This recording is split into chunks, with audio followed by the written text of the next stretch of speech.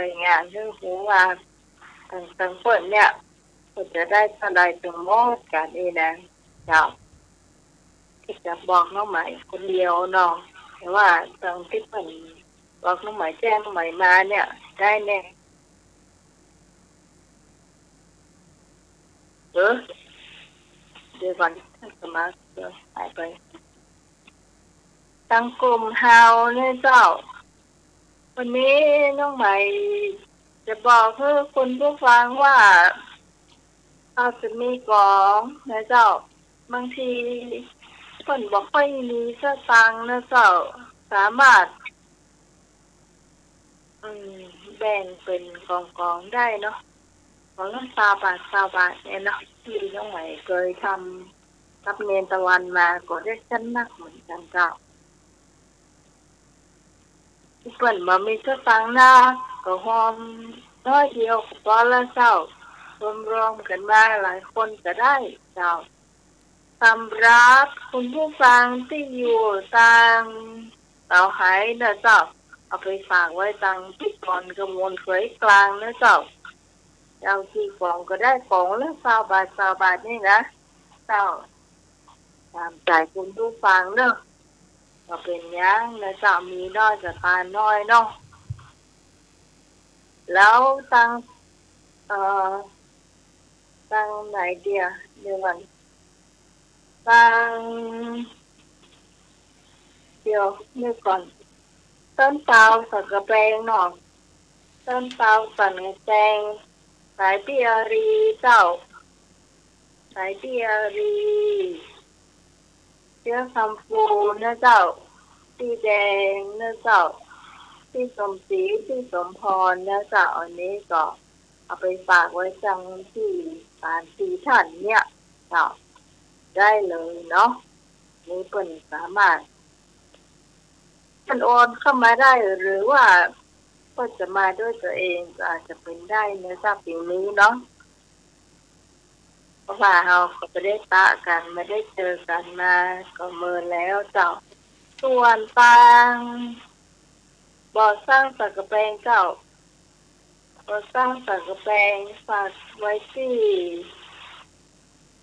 ป้าสุรีเรือนใจเนี่ยเจ้าที่ฝากเปิ้นขายโยกอยู่ที่จากบ่อสร้างนะเจ้าอันนี้ฝากได้เลยนะเจ้าส่วนไฟตังสารปีนะเจ้าที่ตองปลาโบงสารปีนะเจ้าหรือว่าที่ตองสีจันตุ่นนะเจ้าหรืออันนี้ต้องหมายขอรบหัวน้อยหนึ่งนะเจ้า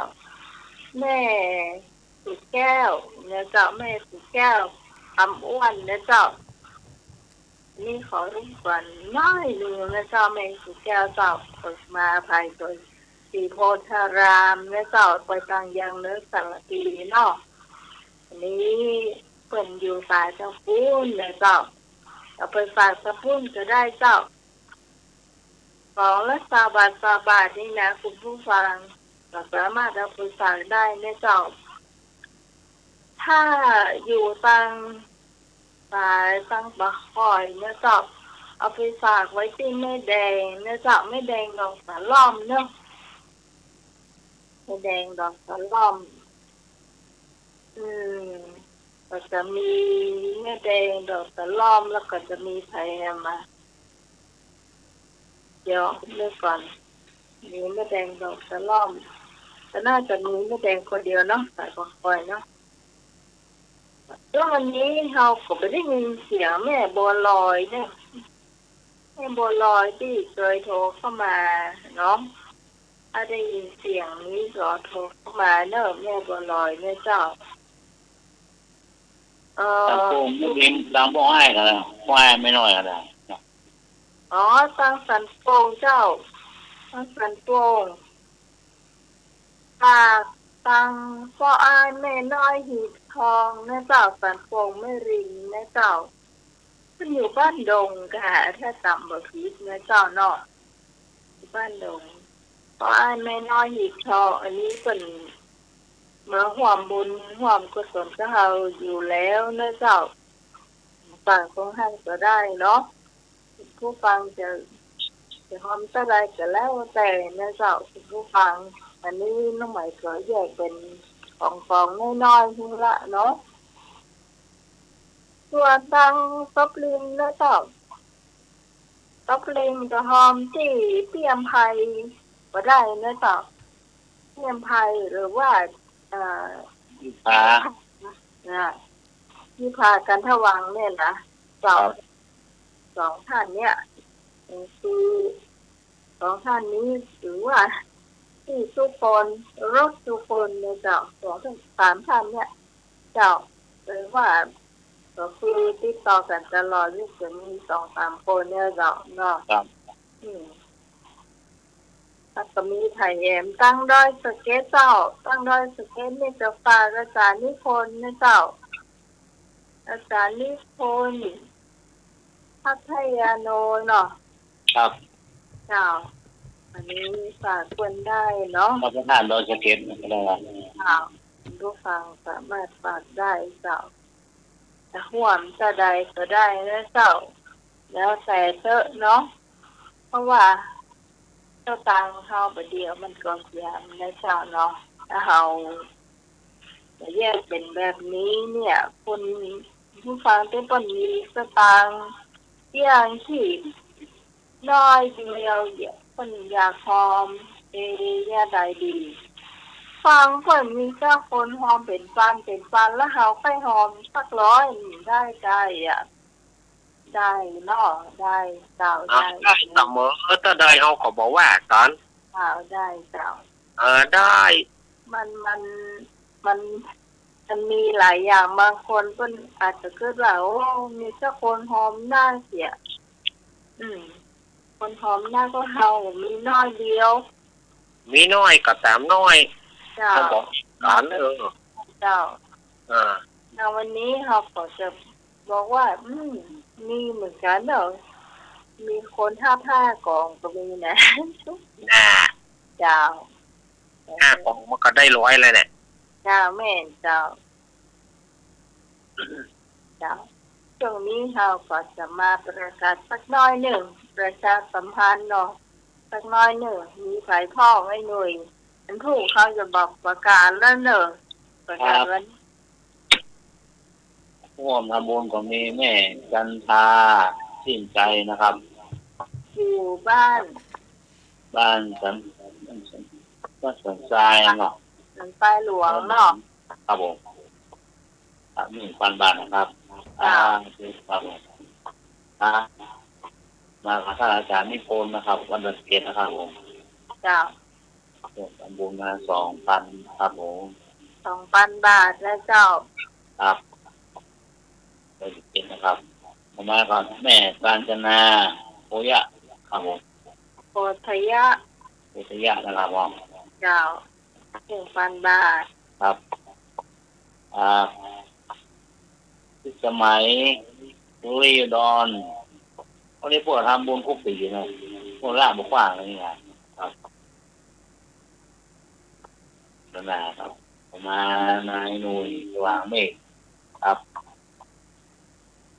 แม่แดงดอกกระล่อม 1,000 บาทนะครับนี่ก็1,000ทุกคนเลยเจ้าน้องแม่กรกมลนี่สันใจครับอันนี้ต่อหายนะเจ้าครับต่อหาย 1,000 บาทครับผม 1,000 บาทขอบคุณนะเจ้าฝากที่แม่กรได้นะครับกรกมลครับจ้ามาท่านอาจารย์ธรรมะครับผมปัดไว้นะครับผู้ช่วยเจ้าอาวาสว่ามี 1,000 บาทครับผมเจ้าปุ้นนี่มาแม่อำไพเรืองเดชนะครับซบลิมแม่ลิมนะครับโอ้ตำบลหรือใต้เลยเจ้า500 บาทครับผมอันนี้สารปีครับผมนี่ต้องครับต้องบาทมาตีนะเจ้าที่เขาบอกว่าเอาเสื้อตามไปตัดได้เนาะครับจ้า 500 บาทนะครับจ้า คุณพ่อมีมั่งมูลครับน้ำ2 กล่องครึ่งเป็น5 กล่องละ เป็น5 กล่องอันนี้เป็น100ในเจ้าครับผม ของนักตาบานตาบานก็มันมี50เอาไปเพิ่มแหม่ม50ป่ะก็จะได้100หรอดีป่ะนี่แน่นอนเจ้าครับค่อยไปเนาะครับเจ้าวันนี้ก็ให้ไม่น้อยครับไม่น้อยมีทองเจ้าครับโป่งไม่ลืมนะเนาะเจ้า 1,000 บาทนี่1,000นะเจ้าก็ฝันแม่คำครับมีเบื่อมา1 ของเนาะครับเจ้านี่จะเป็นกระตาจันเจ้าอันนี้กับปูมาอาจารย์นุรักษ์ครับผมอาจารย์โมนันครับแบบนี้ทำบัตรครับว่าสายปูนก็ได้นะครับนี่อาจารย์รักก็ได้นะครับเจ้าแม่นเจ้าสายละปูนก็ไปตั้งอาจารย์เอาร่างปัญญานันเจ้าครับนี่ก็ได้แล้วครับร้อยแต่ว่าเตรียมไว้ละต่อไปแค่สุรีครับอันนี้ไปต่างแปลงครับบ่อสร้างนี่สุรีเมืองใจครับผมถูกครับโอ้ท่านถ่ายรูปเลยนะครับแม่นี่ก็เป็นหลักปูนะครับแม่กรกระเศร้าหัวที่ครับ500 บาทนะครับเจ้ากระเศร้าไปกระเศร้ากันได้แล้วครับก็ได้เนาะแม่กรกันได้แล้วครับ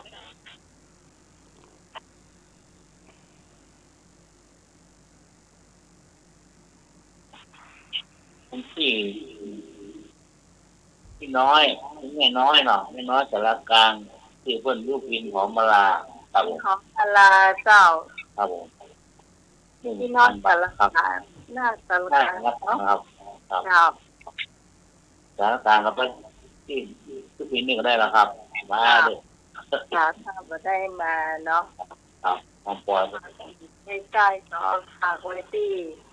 พี่น้อยก็ได้เนาะครับเจ้าต่อมาของพี่สาวลีหลังแปลงหัวหน้าหรอสาวลี500 บาทนะครับเจ้าถูก500 บาทให้โป่งอันนี้กว่าสร้างหัวหน้าหรอโป่งกว่าสร้าง300 บาทเจ้าถูกจ้าสาธุเจ้าครับ300 บาทโป่งโอ้กว่าสร้างหัวหน้าต่อไปเจ้าแม่สุดแก้ว500 บาทครับผมลิโกทารามเจ้าอันนี้ฝากเป็นสุดแก้วคำม้วนโดยเนี่ยเจ้าอะไรไม่ใช่หรือว่าญาติพี่น้องก็ดึงดิวเข้ามาโดยเนี่ยเจ้าคนว่าเป็นชอบฟังรายการนี้หมายว่ารายการนี้มันถ่ายดีเนอะเพิ่นว่าโอ้บ่เป็นหยังมันคลายเครียดดีเนาะขอบคุณนักในเจ้าชอบรายการถ่ายดีทุกท่านทุกคนนะครับขอบคุณท่านทุกคนที่พร้อมมาแล้วกันนะเจ้าสำหรับราคาเฮานี่เพิ่นบอกว่าบ่ต้องประกาศละว่าคนอื่นวันใส่เป็นยังเจ้าเนาะเจ้าบอกนี้กันแล้วเนาะเจ้าต่อไปเราจะมาทายปัญหาพุทธประวัติกันนะเจ้าคงบ่มีแล้วเนาะคงบ่ลืมให้เนาะครับผมนะครับเจ้า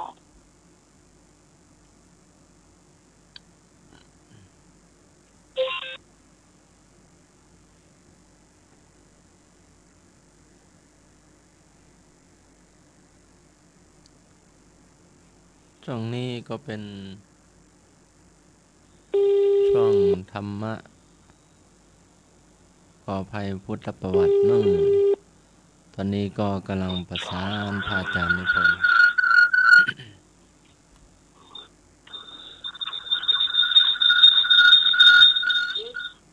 วิทยุจะเดียววิ่งมาตัว วิทยุดังวิ่งครับผมครับกับนิมนต์พระอาจารย์นิพนธ์ครับผม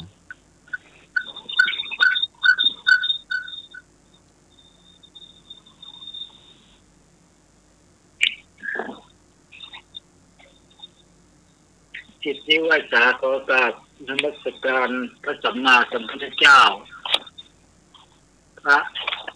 ธรรมเจ้าพระสังฆเจ้ากับนมัสการท่านผู้ในการสถานี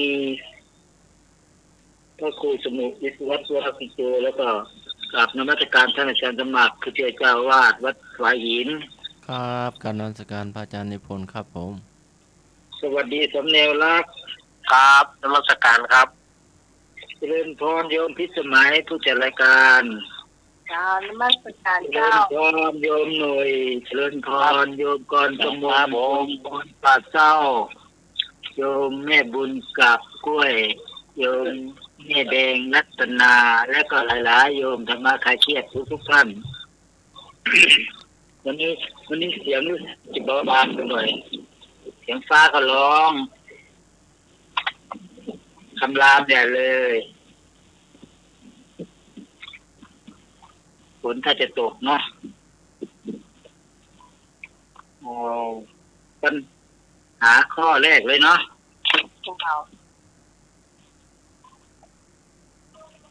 นี่เป็นพรยักษ์ปิ่นนี่ฝนตกอะ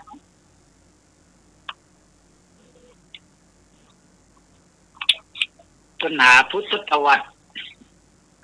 นักธรรมชั้นโท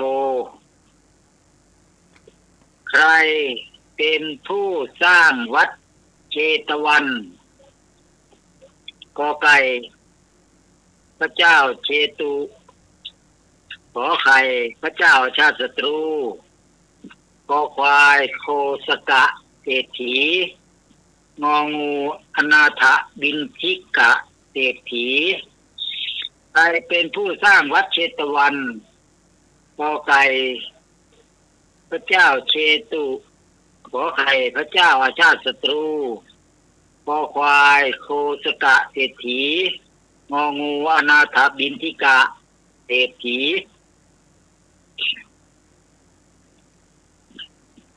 อ๋ององูครับหน่วยงองูเนาะครับ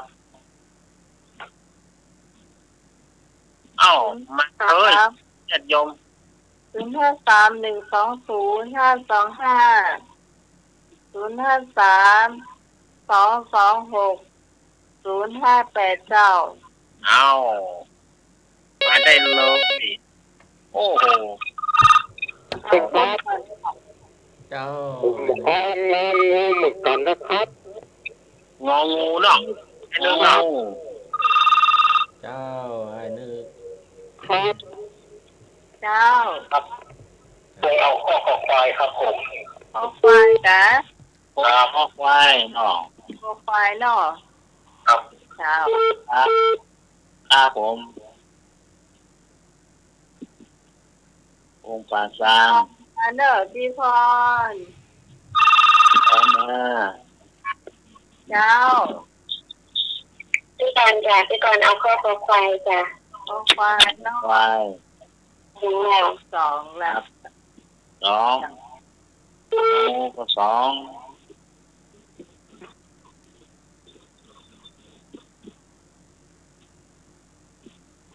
ข้อไก่ชื่ออย่างก็พระเจ้าเชตุพระเจ้าเชตุ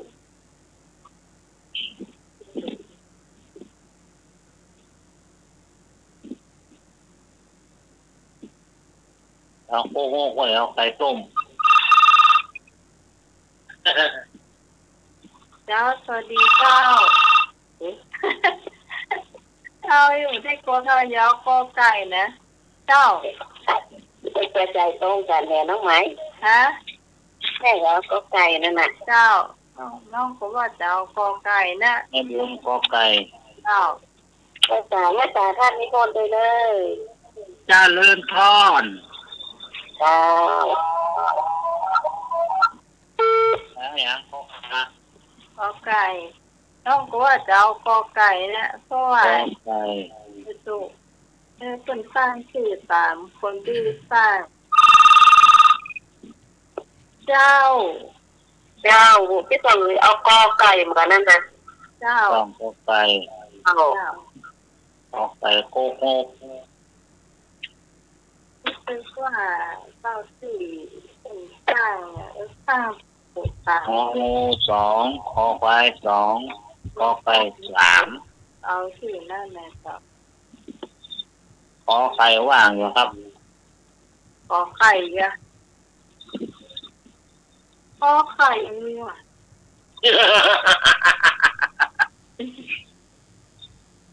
ขอเจริญพรไปยังท่านอาจารย์ปุรวิทย์วันตา ซึ่งสอนวิชามนุษย์กับสังคม วัดเจ็ดยอดที่กำลังรับฟังอยู่นะตอนนี้ โอ้นมัสการเจ้า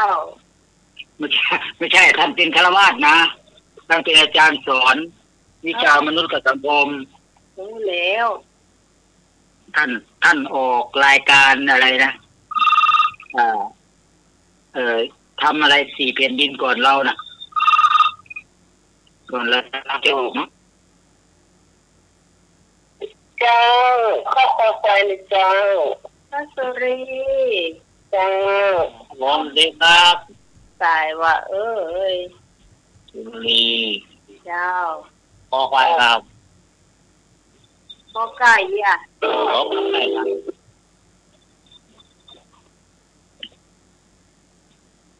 กอไก่ มา นะ ดูว่าไก่ ไก่ สุรี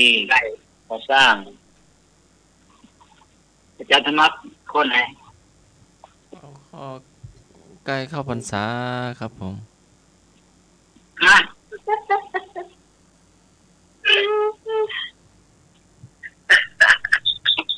เอาเข้าอันเข้าใกล้พรรษาชื่อว่าเออ อย่าลืมนะท่านอาจารย์วิศวัตนิมนต์ไปอาทิตย์หนึ่งนะ บอกก่อนนะลบให้ดีก็แล้วกันนะ เดี๋ยวทั้งดอกทั้งต้นแหละอาจารย์ธรรมะเดี๋ยวคิดหมดอ่ะ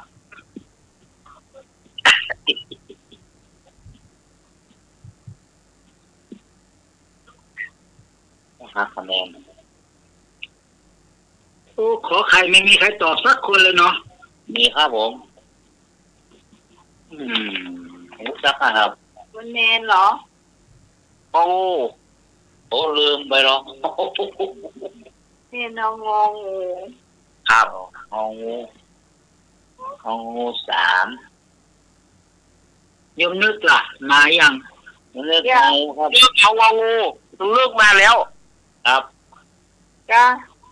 มาแล้วมาที่หรอ ครับ ท่านมาเพราะเขาจะมาได้ฟังนะ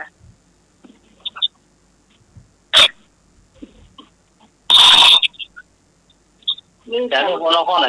แดงเหรอ ฮะ ไม่แดงหรอมาจะหนอ ชื่อห้องไงชื่อห้องของมาแล้วครับ ยายแดงบอกแม่เสื้อ พี่พรหายไปไหนเนี่ย หน่อไปทางใดฮะไปนี่ฮะ พี่พงษ์ว่าข้อไหน โอ้โหนี่ล่ะ เดี๋ยวผมว่าคอควายใช่ไหม ครับ ข้อกลาง กอควายกับพี่กรณ์ ตะกี้เหรอ กอควายกับพี่กรณ์กอควาย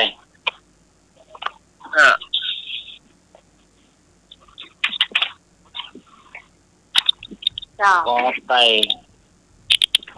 แค่บูนพิสมัยพี่ตองสุรี ที่ กอไก่ว่าง เฉลยเลยบ่ เจ้า ข่าวความสักนิดเนาะก็จริงๆชื่อวัดเชตวันเนี่ยมันชื่อนี่พระเจ้าเชตุเนี่ยเอาชื่อของพระเจ้าเชตุมาตั้งเป็นวัดนะแต่คนที่สร้างวัดแท้ๆก็คือนาถบิณฑิกะเศรษฐีเพราะอะไรเพราะว่านาถบิณฑิกะเศรษฐีได้ซื้อที่ของเจ้าเชตุเงินหมดเงินไม่พอเหลือทางเข้าประตูวัดเนี่ยก็เงินไม่พอเงินหมดพอดีก็เลยไปขอพระเจ้าเชตุพระเจ้าเชตุก็ให้ที่สำหรับสร้างประตูวัดเนี่ยแต่ขอชื่อเป็นชื่อวัดเชตวันก็เลยข้องอเป็นข้อที่ถูกต้องแต่ว่าชื่อวัดเชตวันเป็นชื่อของพระเจ้าเชตุแต่คนสร้างก็คือนาถบิณฑิกะเศรษฐีคำตอบที่ถูกต้องก็คืององูมีเงินครับอาจารย์สมัครครับ ครับผม เราจำได้ครับคล้ายครับคาเนาะ ชื่อวัดนะชื่อวัดเชตวันเชตุวันเลยแต่โดยจากให้นิดนึงแต่คนออกเงินเยอะๆน่ะคืออนาถบิณฑิกะไปซื้อที่ของพระเจ้าเชตุนั่นแหละแต่เงินไม่พอนิมนต์ครับ ครับผม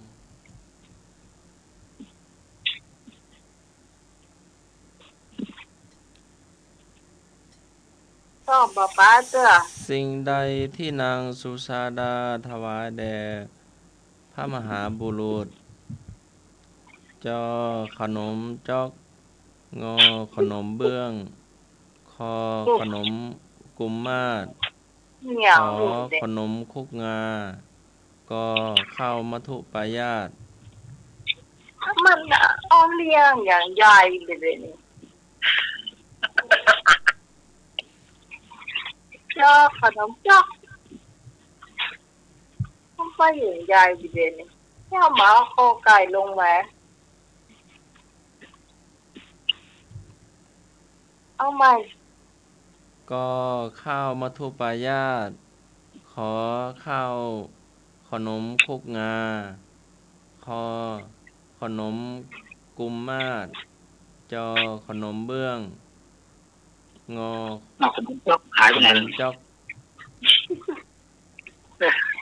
โคไก่จ้ะเอามาดูไปย่า กอไก่เด้อกอไก่เด้อ เจ้า ต้องไป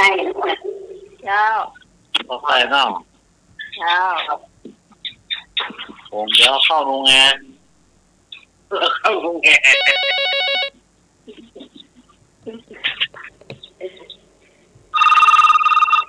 จ้าพี่กรณ์เจ้าข้อกอไก่จ้ะ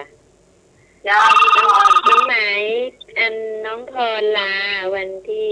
9 กับ 10แกไปงานอะไรไม่รู้อาทิตย์ที่แล้วแกบอกแล้วน้องไหมลืมละมั้ง ว่ายายก็ น้องพรลา2 วันที่9 กับ 10เนี่ยเมื่ออาทิตย์ที่แล้วน้องพรบอกแล้ว ลืมเจ้าลืม จ้านมัสการจานิพนธ์จ้า เจริญพร เจ้า ก็กอไก่ค่ะ ของการตั้งสุรี ดีครับ เจ้า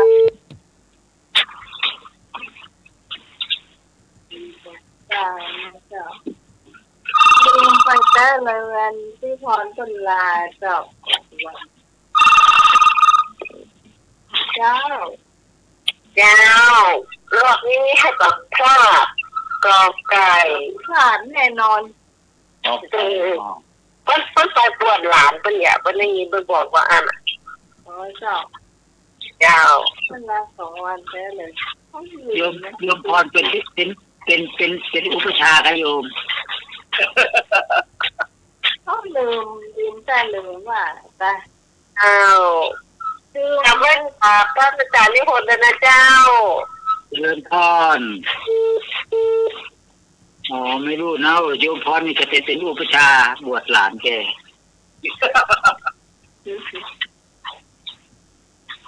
รักฟังอยู่หรือเปล่าไม่รู้นี่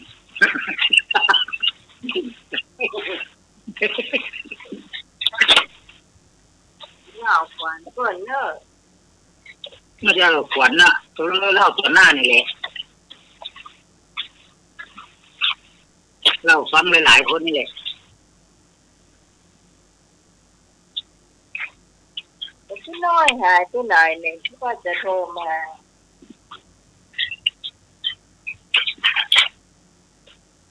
ผมโทรเข้าห้องเรานะครับ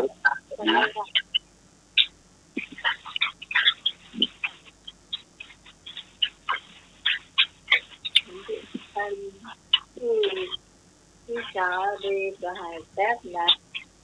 ใช่ทำงานดีกว่า ครับ เสียงก็แก้ทำงาน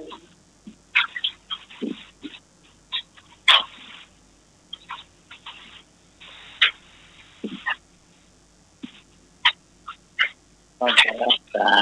โอ้เสียงสามยอดเนาะ เจ้า แม่เป็นสีลูกวัดนะครับ ผสม เด็กเกตตารางโอ้เมื่อเราได้ยินเสียงเนาะ ว่าอยู่ดีสบายก็ ครับติดเกตตาราง สมก็ไม่หายเจ้า ครับ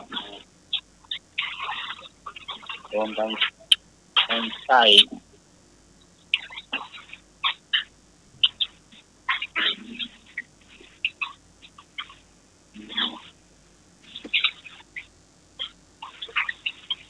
มาได้ในเจ้า053 120 5255เจ้าจะหายว่าได้เจ้าจะหายแม่จานเจ้าน้องยังกาหลงเจ้าเรียงกาหลงเรียงปะเป้าจังห้องไฟนะเจ้าเลยโทรมาแล้วก็โทรมาของเลยเจ้า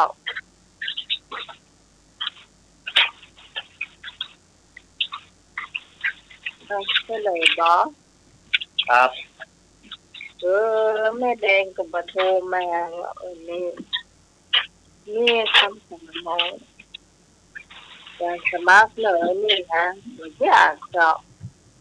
สิ่งใดที่นางสุสดาถวายแด่พระมหาบุรุษ คือข้าวมัทุปายาตกอไก่ เจ้าขนมยอกเนาะ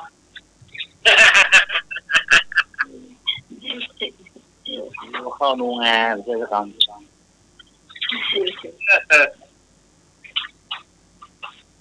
ข้อต่อไปเจ้า ครับการนิมนต์พระอาจารย์นิพนธ์ครับผม ข้อที่สามพระสาวกองค์ใดสนับสนุนการบวชภิกษุณีเป็นครั้งแรกกอไก่ภาษาลีบุตรขอไข่พระมหากัสสปะคอควายพระอุบาลีงองูพระนนท์พระสาวกองค์ใดสนับสนุนการบวชภิกษุณีเป็นครั้งแรกกอไก่ภาษาลีบุตรขอไข่พระมหากัสสปะคอควายพระอุบาลีงองูพระอานนท์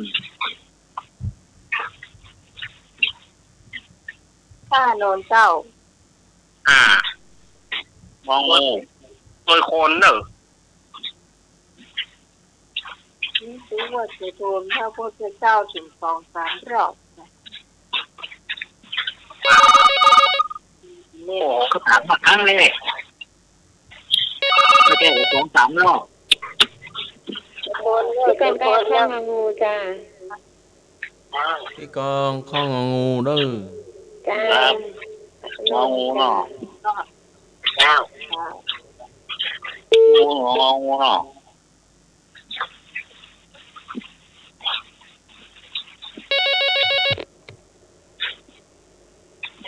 ดีเจ้า เจ้า เอาข้ององูมากันนะเจ้า เจ้าลาดกระต่ายมดเด้อ เจ้า เจ้าอ้าว เจ้า ปลาบง น่าจะฝนตกงั้นน่ะน้องฝนดำ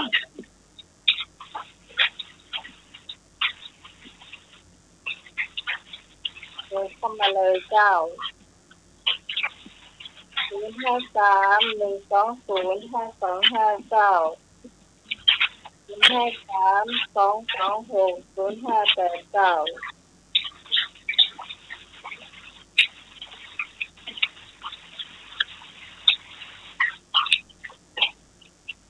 ไอ้อย่างเสียงดังขนาดนั้นคนตกแต่ ฝนตกสิ จ้า ฝนตกฝนตก จะดังแต่ดังไหวอ่ะ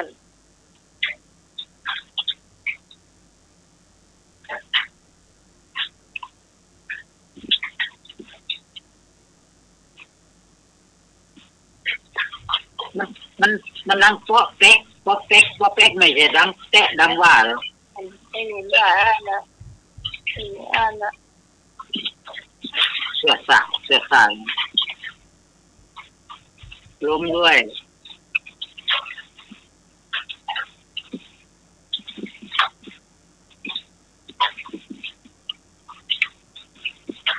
ไม่ฟังท่านไหนจะตอบตามมาเลยเจ้า เพราะว่าวันนี้พยากรณ์อากาศว่าฝนจะตกทั่วทิศทั่วไทย วันผูกกาเชียงใหม่เจอเต็มเลยเนอะ มันเจอมาแต่เมื่อคืนแล้วไม่ใช่เหรอ จะเพื่อนเนี่ยมาตะไรนะจะเพื่อนนี่ยังว่าบ่มีโอ้โหแมลงตานักกว่าวันผูกเนี่ยพยากรณ์อากาศของเชียงใหม่เจอเต็มๆนะ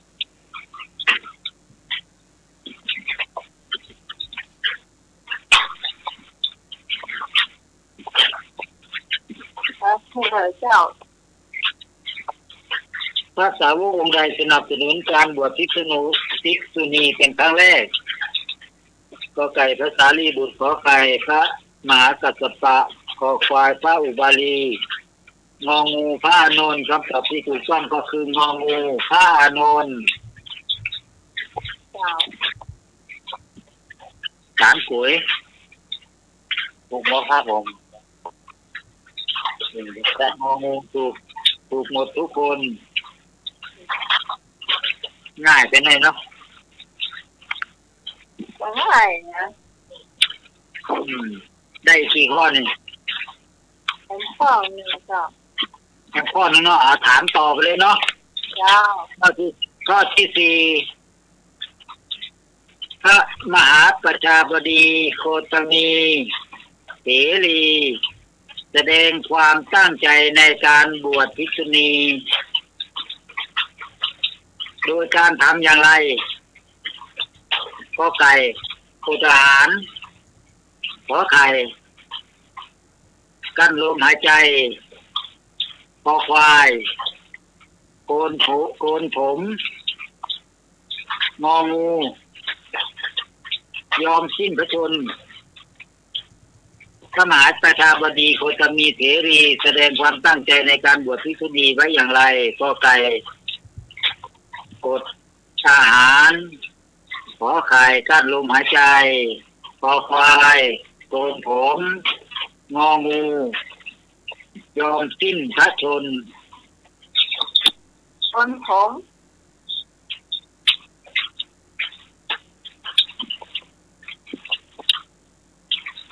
ก็ไก่อดอาหารขอไข่กั้นลมหายใจคอควายโกนผมงองูยอมสิ้นพระชนม์ โคนผมครับผม เจ้า 2 ท่านออกไป โดยได้เนอะแต่คิดว่าจะจริงทุกอย่างนะมันอาจจะพลาดก็ได้เนอะเจ้า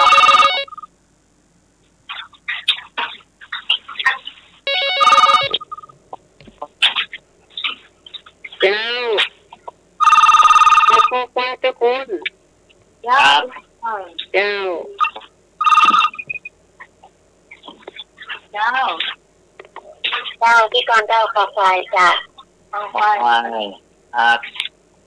เจ้า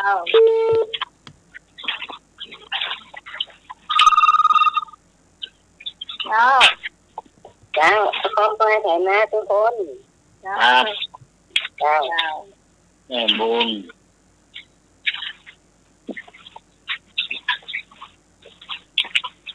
ที่การทำอาหารบ่มีเขาอาจจะมีทำอาหารทุกเดือนทุกครอบทุกวันทุกพ่อก็ได้เจ้าป้าแฮมก็ได้เนอะป้าสุรี ปักเลยครับ ยกป่ะเนี่ยจะไม่ตรงอ่ะเดินรถกับหลังคา ถ้า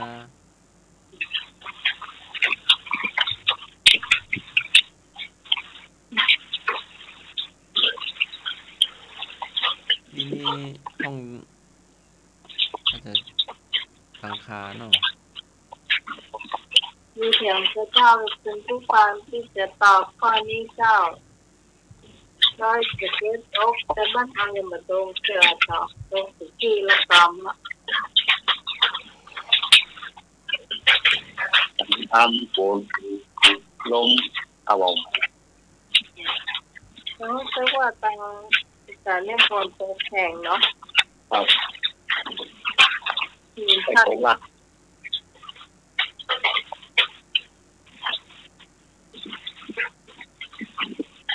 ยาวเฉลยเนาะ คำตอบที่ถูกต้องคือโกนผม เจ้า ควาย ตบมือให้ตัวเองหน่อย ตบมือ แม่แทนข้อหนึ่งก็ได้เจ้าอ่ะ ฮะ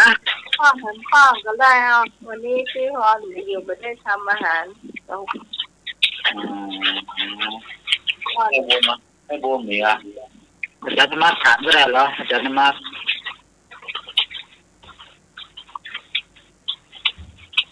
ข้อหนึ่ง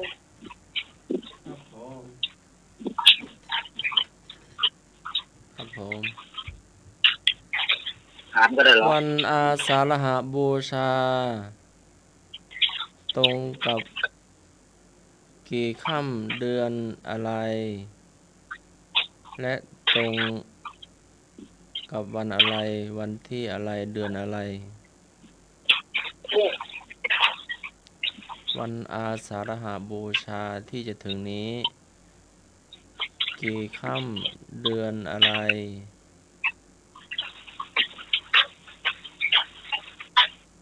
ตอบมาได้เลย คุณผู้ฟังตอบเนาะเดี๋ยวพวกนี้เหมือนตอบที่มันจะแข็งไปเนาะตอบได้เลยเจ้า เอาญาติโยมโทรเข้ามาเนอะ ว่า 053-120-525 และ053-226-058ปากสองเบอร์เนอะ คำถามที่บ่ยากแต่สองง่ายมากเลย อันนี้ง่ายง่าย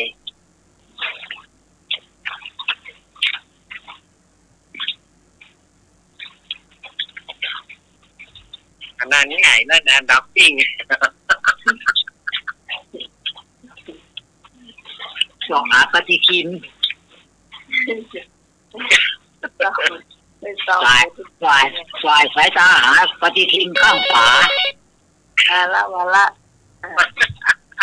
เจ้า จ้าพี่กรณ์จ้ะอาจารย์นิพนธ์ไม่ได้ใส่หาตาอันปฏิทินจ้ะเรากำลังลำดับว่ามันถูกไม่ถูกเนี่ยจ้ะขึ้น15 ค่ำเดือน 8จ้ะวันที่13 กรกฎาคมจ้ะ ตรงกับวันหยังวันจันทร์อังคารพุธพฤหัส วันพุธจ้ะวันพุธที่13 ขึ้น15 ค่ำเดือน 8จ้ะ วันดีหรือวันเสีย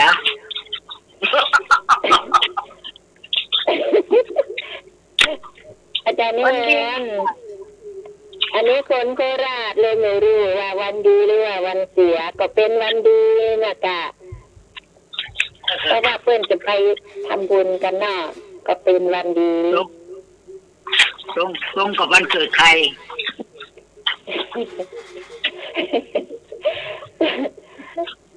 ตรงกับวันเกิดพระพุทธเพราะว่าเป็นพุทธพอดีเพื่อนจะใส่บาตรเที่ยงคืนกันอาจารย์นิพนธ์ก็จะบินพระบาทตอนเที่ยงคืนไม่ใช่ก็ค่ะนมัสการค่ะ เจริญพร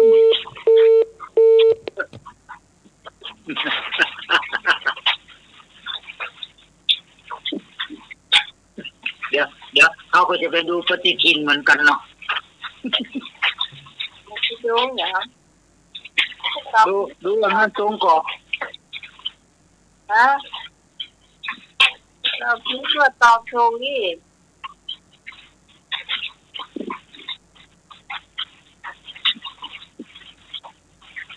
วันฟ้าสีแสงเศษหยังออก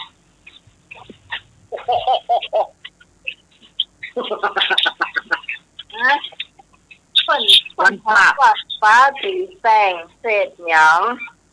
วันฟ้าสีแสงเศษหยัง ถามไม่หมดเลย ฟ้าสีแสงป่าจะถูกโอ้ป่าเนาะเป็นวันใดวันไงวันหนึ่ง เขาต่อเลยครับวันเมืองเมาวันฟ้ารับได้วะแต่ว่าหยังโมโหยมหน่วยกันได้หนังยมหน่วย ครับ หน่อยอยู่ครับ ครับ ดักซิงวะ อ้อยงงแน่หานน้องที่ข้านปาก แต่สุดปฏิทินมันกันก็ ไม่พอมาหรอกอ่ะ เขาเนี่ยโหหมดอ่ะ นี่ค่ะปฏิทินวันงานนี่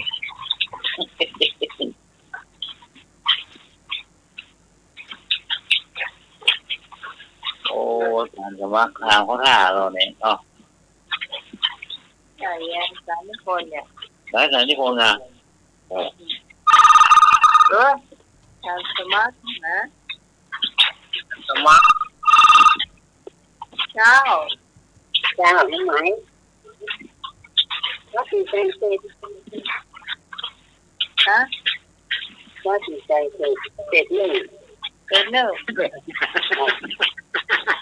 สีแดงเป็นหนึ่ง ถ้าถามว่าเศษอย่างน้อยเศษหนึ่งวะสงสัยปฏิทินเนี่ยเล่มเดียวกันอย่างเนี้ย ว่าสีแดงเป็นหนึ่งดีนะแต่ มันก็เศษแสงเศษหนึ่งเนี่ย เจ้าที่หูเนี่ยสีสองจะดีเสียสีดี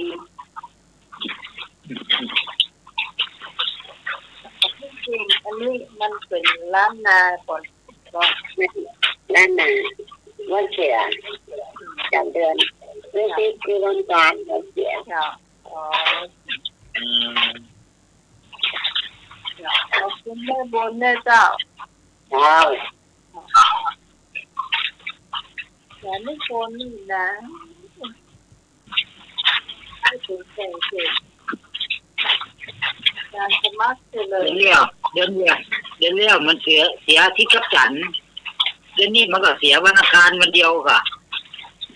นั่นเลยจ้ะเล่นซีดอ่ะ ก็มันเสียจะหลายวันทำไมเขาแม่ไปซ่อมท่องฮะ มันยกไปไม่ได้มันอยู่ที่เก่าอ่ะ อืม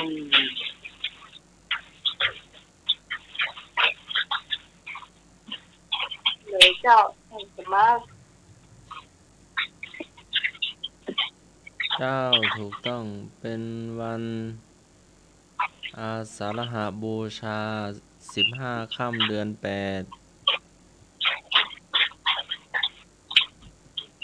เป็นวันที่ เดือน10เดือน10เดือน10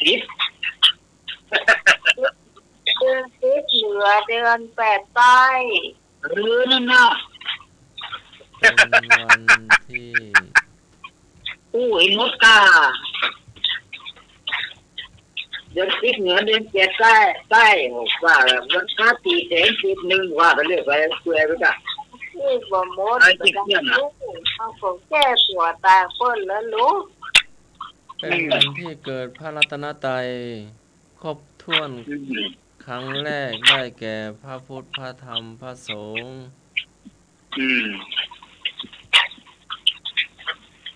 บอกเลยจ้ะเป็นวันที่พระมหาบุรุษที่ยงมาจากท่านดุสิตว่าจ้ะอะไรมันมุดเลย เป็นวันเนี่ยก็แสดงอุวาปาติสิ่งอย่างก็อุวาปาติโมกข์อย่างที่ว่าไปจ้ะ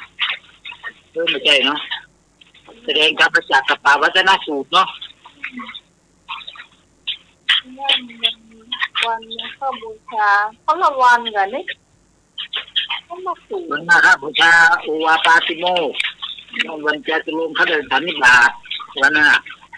แต่วันอาสาฬหบูชาที่เป็นวันแสดงธรรมจักร จากปวัตนสูตร พระพุทธพระธรรมพระสงฆ์เกิดขึ้นพร้อมกันในโลกเป็นวันอย่างแหม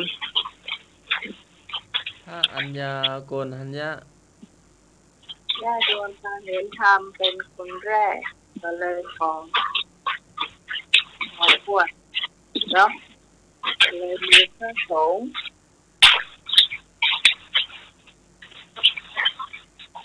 เป็นวันก่อนเข้า อันตราย วันเข้าพรรษาวันหนึ่ง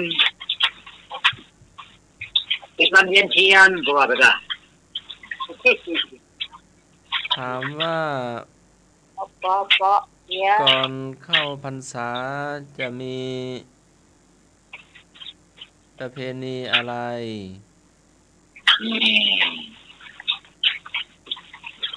ก่อนเข้าพรรษา เจ้า การผ้าถวายผ้าอาบน้ำฝน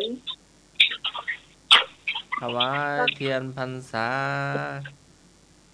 ว้าแต่เดี๋ยวนี้ไม่ค่อยมีเทียนอะไรมีแต่หลอดไฟ หลอดไฟก็ไฟฟ้าเราเงี้ย แต่กล้ามาถวายเทียนพรรษาเป็นหลอดไฟ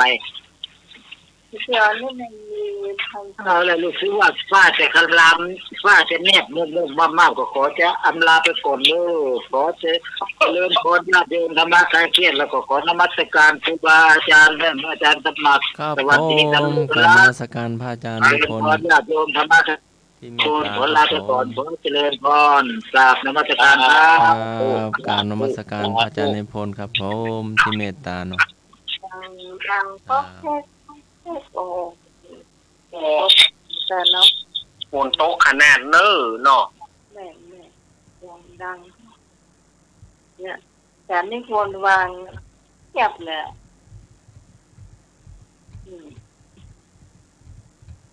เดี๋ยวเราประชาสัมพันธ์นี่สักน้อยหนึ่งนะเจ้าผู้กับผู้สูงอายุเราเจ้าคุณผู้ฟังที่มีสวสุขวัยทั้งหลายแหล่เนาะวันที่19นี่คุณผู้ฟังก็จะได้เบี้ยชีพย้อนหลังเลยเจ้า4 เดือนด้วยกันเนอะยุครบ60ขึ้นไปเนาะก็จะได้170ถึง79เนาะจะได้150นะเจ้า80ถึง89ก็จะได้200นะเจ้า90ถึงต้นไปเนี่ยก็จะได้250นะเจ้า คุณผู้ฟังมันจะได้ย้อนหลังถึง4 เดือนด้วยกันเนอะตั้งแต่เมษาพฤษภาคมมิถุนากรกฎาถ้าคุณผู้ฟังอยากจะให้ชวนเนี่ยก็ไปกดเอาวันที่20ก็ได้เลยเจ้าถ้าใครยังหูข่าวนี้ทำไมก็เอามาบอกกันเนอะเจ้าเนาะทำรับพระป่าสามัคคีของเขาเนี่ยเขาจะเปลี่ยนเวลาทอดเนอะเจ้าเวลาทอดเขาจะมาทอดช่วงเช้าเนอะสักประมาณ9:49 นาทีประมาณนั้นนะเจ้าหรือว่าสัก10 โมงไปสักหน่อยเนาะเพราะว่าช่วงหน้าหนาวมันก็เช้าเนาะประมาณ1 ชั่วโมงก่อนเนาะให้เลยเนาะ ครับ ก็คงจะเสร็จแล้วก็เขาจะถวายเพลเสร็จเรียบร้อยเนาะเอาก็จะพากันกินข้าวกินปลากันเนาะแล้วช่วงบ่ายนี่เขาก็จะมีการรับรางวัลใครมีรางวัลเนาะก็มาหอมก็ได้หรือว่าท่านสมัครมีรางวัลอาจารย์มีรางวัลถ้าเราไม่ได้มีรางวัลทุกคนผู้ฟังเนี่ยเราก็จะได้สตางค์เป็นคล้ายๆว่าเป็นรางวัลนะเจ้าคุณผู้ฟังทายเป็นหาเพลงมาหรือในการที่ตอนที่เราทายปัญหาเพลงที่สถานีนะเจ้าอย่างทายปัญหาเพลงแล้วเหมือนอาจารย์มีผู้ทราบบอกว่าสัก2 ข้อสามารถสัก2 ข้อ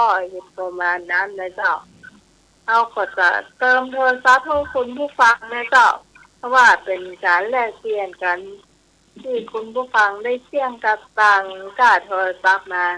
มันอาจจะบ่น่าแต่ว่ามันเป็นสีน้ำใสนะเจ้าเราจะจับฉลากตรงนั้นนะเจ้าเนาะคุณผู้ฟังที่อาจจะมีบางทีอาจารย์อาจจะมีรางวัลให้เนาะเจ้าเราขอดูก่อนว่าเขาจะมีบอกนะเจ้าเนาะวันนี้เขายังไม่รู้เจ้าเนาะ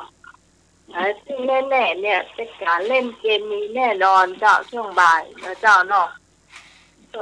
การตานเขาจะตานช่วงไม่เจ้าเนาะไม่ง่ายเนี่ยมันเต๊ดไปเหียเนาะเรียบร้อยเขาคนมาว่าการเป็นตีช่วงไม่ต่อนะเจ้าโอเคตอนนี้เป็นช่วงของมันเน้นเอาละปัญญานันเจ้าเล่านิทานเรื่องอย่างโบหูนเนาะอย่างนี้นะ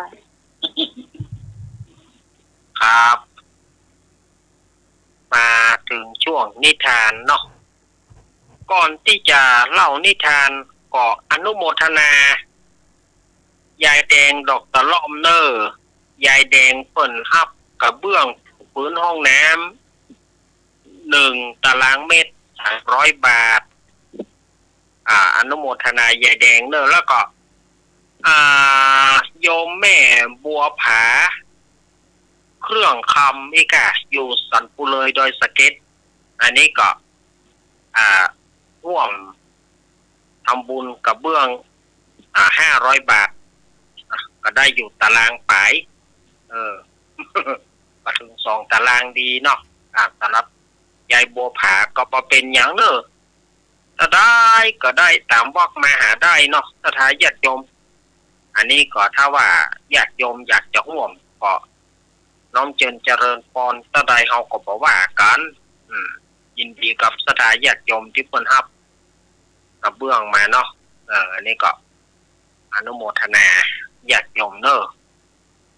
มาถึงช่วงนิทานสถาญาติโยมวันนั้นอาตมาได้สัญญากับสถาญาติโยมว่าจะเอาเรื่องของคนเลี้ยงงูวันนั้นก็คนเลี้ยงช้างตายกับช้างอันนี้ก็มีแถมเรื่องหนึ่งเกี่ยวกับว่าด้วยคนเลี้ยงงูเลี้ยงอย่ามาเลี้ยง งูอย่างก็บอกงูนะสถานยมงูเห่า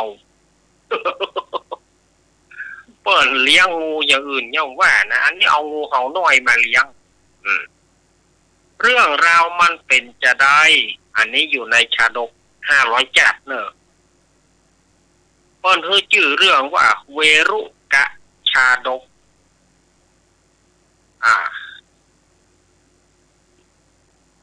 เวรุกะชาดกอันนี้เปิ้นเล่ามาอย่างอีสมัยที่องค์สมเด็จพระสัมมาสัมพุทธเจ้าของเฮาเปิ้นประทับอยู่ที่พระเชตวันมหาวิหารแต่ที่อาจารย์นิพนธ์เล่าถึงพระเชตวันมหาวิหารพอดีเรื่องนี้มันก็มาอยู่ในพระเชตวันมหาวิหารวัดพระเชตวันอยู่ที่ไหนเมืองสาวัตถีอินเดียปุ่น นี่ก็ทุกเจ้าทั้งหลายก็มาประชุมจุมนุมกันพูดถึงภิกษุพูดถึงทุกเจ้ารูปหนึ่งทุกเจ้ารูปนี้ไผอู้อย่างใดให้ฟังไผอู้อย่างก็บอกฟังเป็นทุกเจ้าพูดดื้อเนี่ยมันก็มาคล้ายๆเรื่องที่วันนั้นนะทุกเจ้าที่ดื้อเรื่องนี้ก็เข้าไปถึงองค์สมเด็จพระสัมมาสัมพุทธเจ้าเปิ้นก็ได้ปรารภว่าดูก่อนภิกษุนะดูก่อนทุกเจ้าเอ๋ยอ่านว่าทุกเจ้ารูปนี้นะปัจจัยดื้อตั้งแต่ปัจจัยดื้อในจากนี้จากคนเขาก็ดื้อเหมือนกันเพราะเขาดื้อเรื่องหยังเอางูเห่าน้อยมาเลี้ยงแล้วในที่สุดเขาก็ตายกับงูเห่าน้อยที่เขาเลี้ยงไว้องค์พระพุทธเจ้าของเขาเปิ้นได้ว่าตะเอียเปิ้นของงับปากเสียยามนั้นทุกเจ้าทั้งหลายก็อยากจะรู้ถึงประวัติถึงนิทานจากเก่าของทุกเจ้ารูปนี้ก็เลยทูลอาราธนาองค์พระพุทธเจ้าเพื่อทรงเล่าให้ฟังพระพุทธเจ้าเปิ้นก็เลยเล่าว่าในอดีตการนานล่วงแล้วอันนี้จะตะใดบอกว่านะอดีตการนานล่วงแล้วนี่นะสมัยนั้นพระเจ้าพรหมทัตครองราชอยู่เมืองพาราณสีมันถึง2 เมืองเนี่ยพาราณสีครับสาวัตถีเนี่ยสถานญาติโยมเปิ้นปรารภถึงเศรษฐีคนหนึ่งเศรษฐีคนนี้ก็พ่อแม่ตายเมียก็ตายแต่ว่าบ่มีลูกเมื่อพ่อแม่ตายเมียตายก็เลยสละสมบัติต่างๆเอาฮื้อข้าทาสบริวารแล้วก็ออกบวชเมื่อออกบวชก็มีลูกศิษย์ลูกหา500 คนสำหรับฤาษีท่านนี้นะไปบวชเป็นดาบสบวชเป็นฤาษีเรามีลูกศิษย์ลูกหา500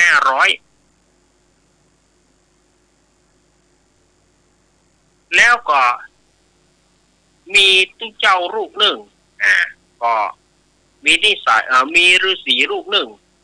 ฤาษีตนหนึ่งนี่เนาะถ้าฤาษีพวกเขาไปตนพระฤาษีตนหนึ่งเนี่ยมีนิสัยดื้อชอบออกไปไก่หมู่ไก่ฝูงมายอมเข้าสมาคมกับหมู่กับฝูงวันหนึ่งพระฤาษีรูปเนี่ยพระฤาษีตนเนี่ยก็ไปปะใส่งูเห่าน้อยสดาญาติโยมไปปะใส่งูเห่าน้อยนอนคดด้วยความหนาวไปเอ็นดูเอ็นดูอย่างเอ็นดูงูเห่าก็เอ็นดูเอางูเห่าตัวเนี้ยน่าฮักน่าเอ็นดูพอรู้ ชูคอได้ตัวมันปือคอมันเนาะมันจะแผ่แม่เบี้ยนะกันเนาะแต่ว่าตัวมันน้อยอยู่ปือคอได้ตัวโอ้น่าฮักไว้เขาจะเอาไปเลี้ยงเราพระฤาษีทั้งหลายดาบดทั้งหลายก็บอกว่าโอ้ท่านเลี้ยงอย่างบะเลี้ยงงูเห่าระวังเนอในต่อไปนี่ขอมันใหญ่มานะมันจะทำให้ท่านนะมันจะฆ่าท่านนะโอ้เอาเลี้ยงมากับมือมันจะเป็นอย่างไฟหันมันจะฆ่าเอาก็ให้มันหูไปกะเอาเลี้ยงมันมากับมือตอนเนี้ยมันยังไร้เดียงสาอยู่ห้ามาเลี้ยงมันเข้ามันก็ต้องเชื่องนี่อย่างมันจะมาเชื่องเนี่ยเนาะงูเห่าเนี่ยเนาะซ่อหาตี้ คำโบราณต้นว่าซ่อหาตี้บรรดาฤาษีทั้งหลายก็สุดจะเอื้อมละก็เลยปากันไปบอกอาจารย์ก็เลยบอกว่าโอ้ดาบดจับอาจารย์ว่าปล่อยมันไปตามธรรมชาติเถอะจะไปเลี้ยงเถอะขึ้นชื่อว่าอสรพิษขึ้นชื่อว่างูมันบอกหูกตัญญูต่อไปวันหนึ่งมันจะต้องชกเจ้ามันโอ้อาจารย์ก็ผมเลี้ยงมากับมือมันจะฆ่าผมมันหูไปเหรอผมเลี้ยงมากับมือถ้าว่ามันบดีก็แสดงว่ามันเนรคุณก็มันหูกรรมก่อนนะอาจารย์ก็สู้ที่จะฤาษีนี่ก็เอาไปใส่ไว้ในกระบอกไม้ไผ่แป่งประตูทางเข้าทางออกเอาเข้าใส่บอกไม้ไผ่จะตั้งชื่อว่าจะได้เจ้าอยู่ในไม้ไผ่ก็ต้องชื่อว่าเวรุกะเจ้าชื่อเวรุกะนะลูก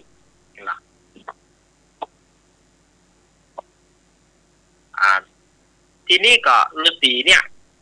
ก็ไปหากบหาเขียดไปหา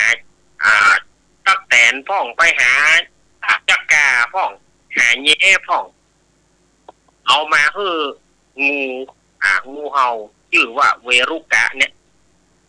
บรรดาฤาษีทั้งหลายก็หันว่าพระฤาษีนี่ทำบาปละฤาษีตัวนี้ทำบาปละก็เลยไปบอกว่าท่านผมว่าปล่อยมันไปเถอะงูนะท่านบ่เป็นอันปฏิบัติธรรมแล้วนี่และให้อีกอย่างหนึ่งท่านไปทำบาปไปเอากบเอาเขียดเอาสัตว์เอาสิ่งไปให้งูกินผมว่ามันบาปนะมันจะบาปตรงไหนฮะ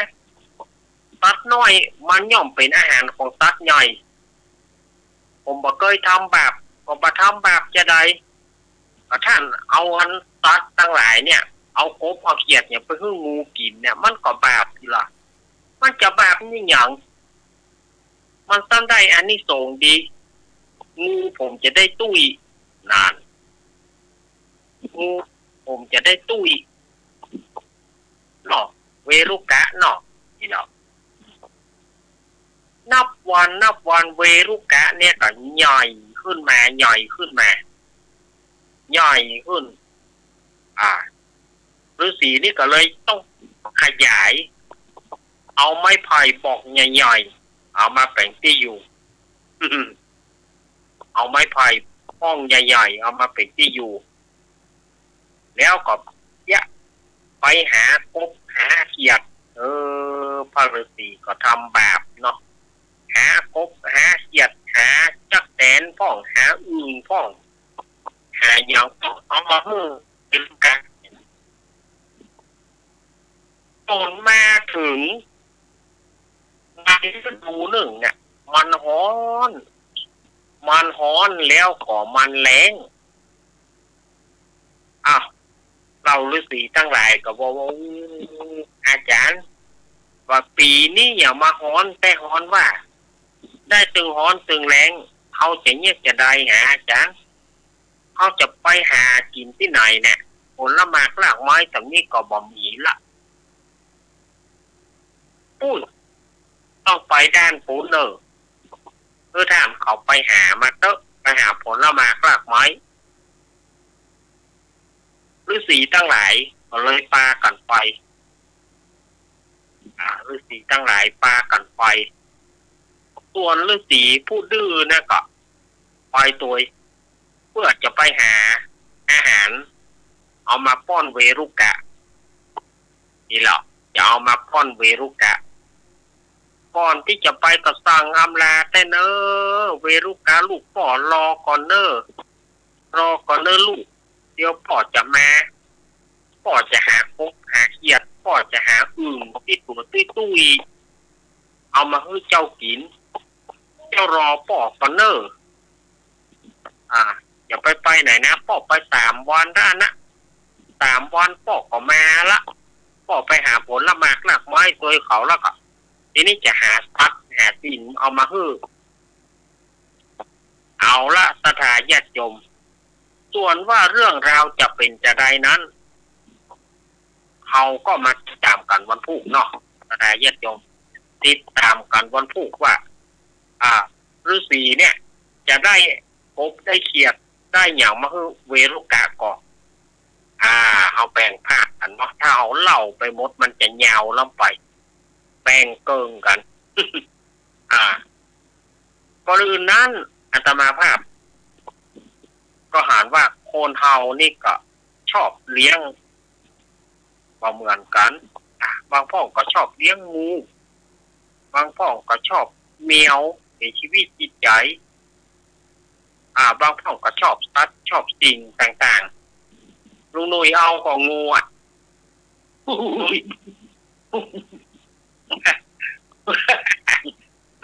มันนึกหนีพิวละอาจารย์ทหารนี่หนีพิวละงูเห่าโน่เอางูเห่าน้อยมาเลี้ยงเองโอ้เบิ่งบัวแล้วกูเลี้ยงงูเห่างูจ่องนี่ติดตามกันวันพุธเนาะยกได้ไว้คาใจเนาะครับตอนนี้งูนอนหลับแล้วครับคุณนอนรับเลี้ยงไว้เขาเลี้ยงไว้กับป้องไม้ไผ่ไงเป็นงูเห่าครับงูเห่ามันมีพิษกับครับอาจารย์มีไม่มีก็ติดตามดูวันพรุ่งนี้ติดตามฟังพรุ่งนี้งูเห่ากำลังหลับเลยงูมันกำลังคิดอยู่เนาะครับ คิดว่าได้เลี้ยงเนาะหรือว่าคิดบอกเลี้ยงหรอกเลี้ยงอย่างนี้เลี้ยงหรอกปล่อยเจ้าว่าหายอย่างหรอ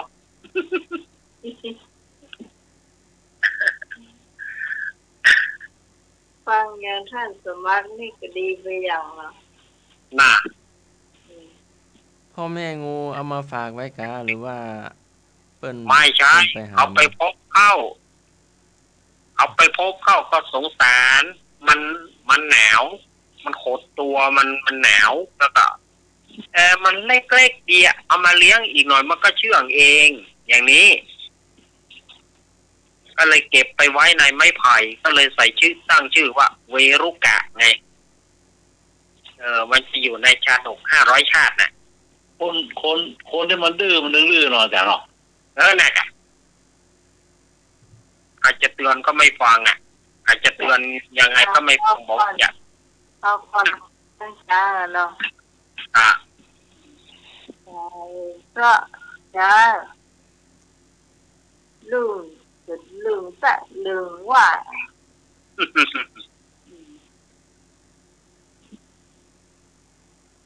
ขายจางตื่นหัว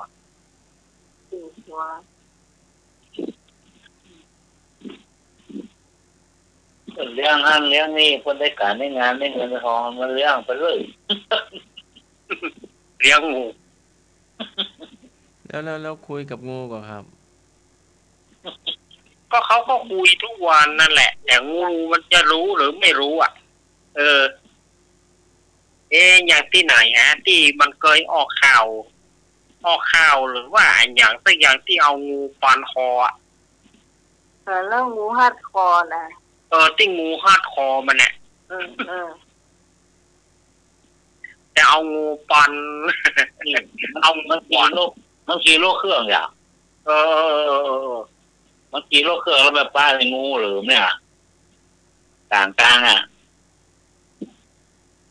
ขี่โลกเครื่องป้างูหรือกลางว่างูหรือมันดิ้นตัวเนี่ยยาป้าหมอได้ล่ะเอางูเหลือม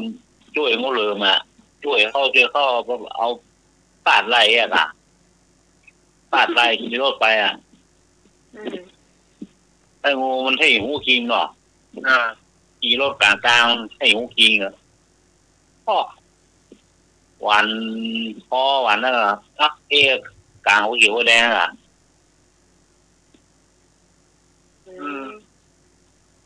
อะไรเงี้ยนะมันตายเลยไอ้ขี่รถเครื่องตายล่ะ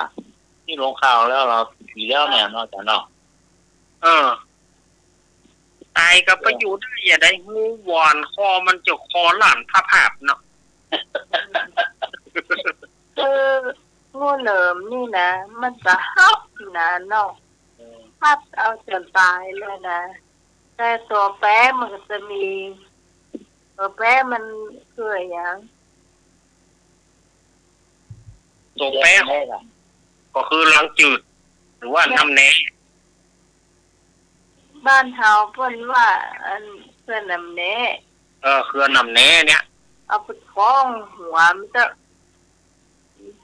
เอาเถอะผักไปทางใดก็ได้อ่ะงูจะเอาไปทางใดก็ได้มัดคอมันละแหละต่อเรือน้ำแน่เอาใส่งูอย่างก็ได้หรือว่าใส่งูเห่าอย่างก็ได้งูอย่างได้หมดเลย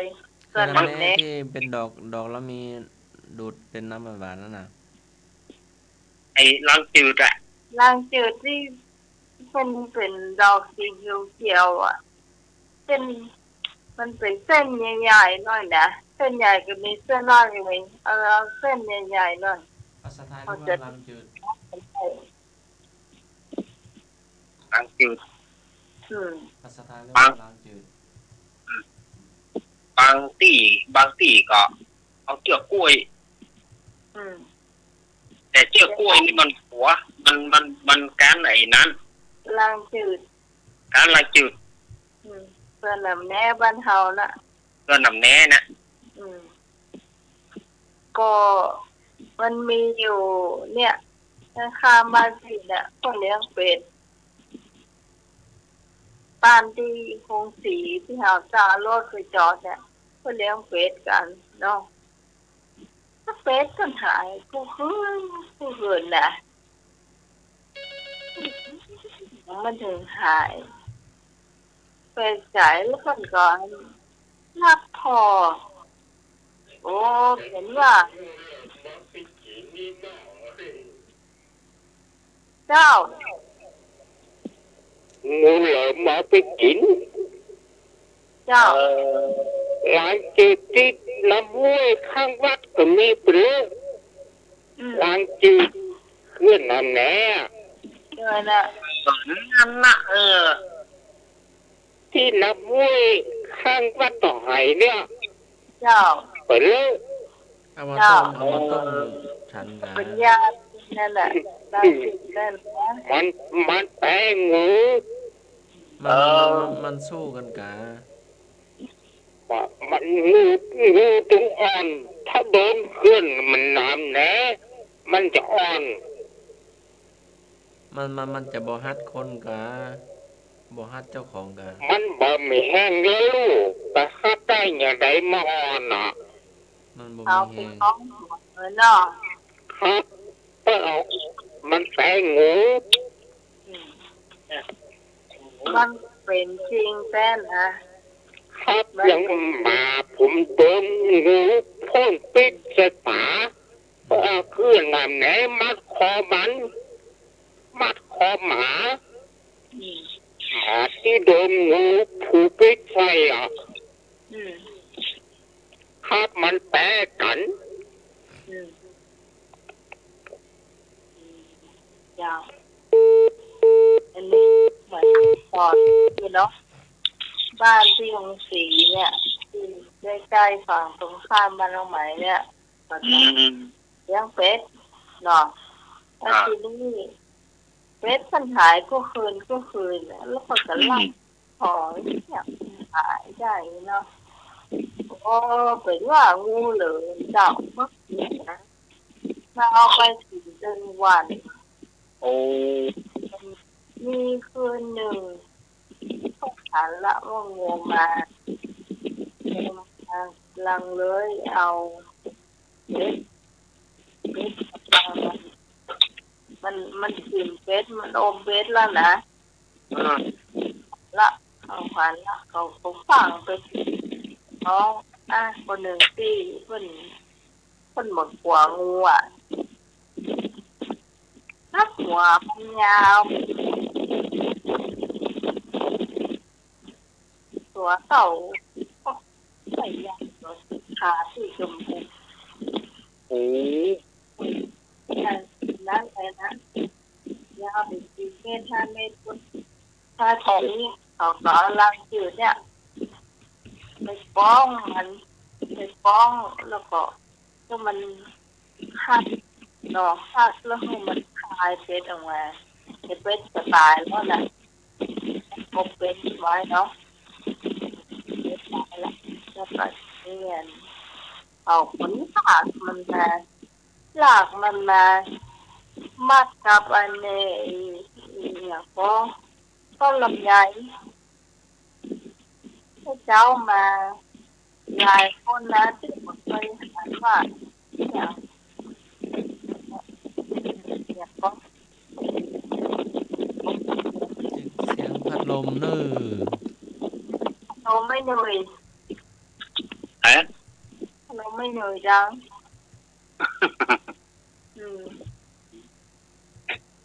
มันพอดีคนมาเคยหาเนี่ยค่ะว่าอย่างตัวใหญ่ได้ใหญ่ว่าก็ไปโชว์เจ้าโอ้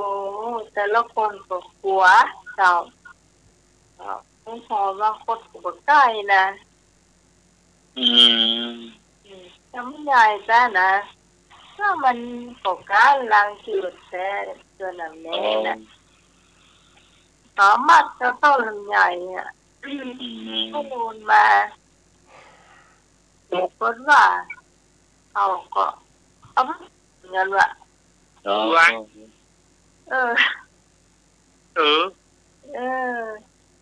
ละเอาไปส้มยำอย่างกันก็มะม่วงเนาะดูเนาะดู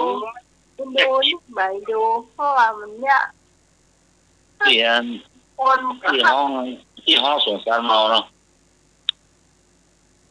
มันเข้ากินวะฮะมาหงเลยเพราะว่าต้องที่เขาไปเอาน่ะเขาเอามากินแล้วมันยำกันทุกคน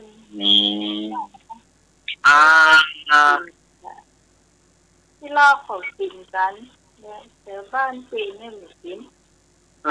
เขายังไม่กินเลยกินงูกลัวๆนะก็น่ากลัวมันตัวใหญ่เกินขาดข้อมหนึ่งนี่พวกฉันบอกว่าตอนหมอกขาเขาเนี่ยเขากลัวแล้วนะ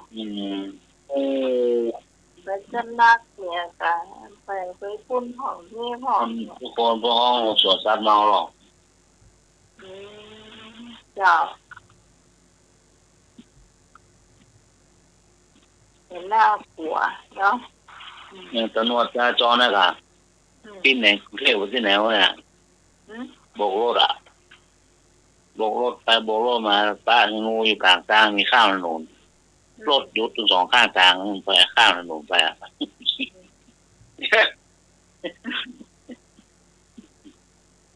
งูเหลือมอ่ะที่เย็ดนะจราจรมันก็หันว่าอย่างมันดำกูมูรถโซ่เศร้าไปห่อโอ้มีข้ามถนนเดี๋ยวได้โบกรถอยู่ถึงสองแปดอีมันข้ามถนนไปบ่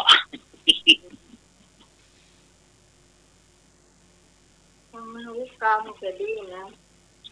จราจรก็มาหมดอ่ะทั้งสองรถจอดก็ดีอ่ะ เขาสุบกล้าขับนะ ข้าไปจราจรโบกว่าหรอกหลุดหมดลงคอว่าอย่างโอ้ว่างูเหลือมจะข้ามถนนไปว่าลูกอ่ะ เฮ้ย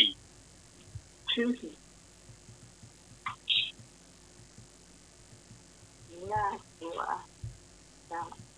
พวกเนี้ยมันนะจราจรนั้นดังขนาดนั้น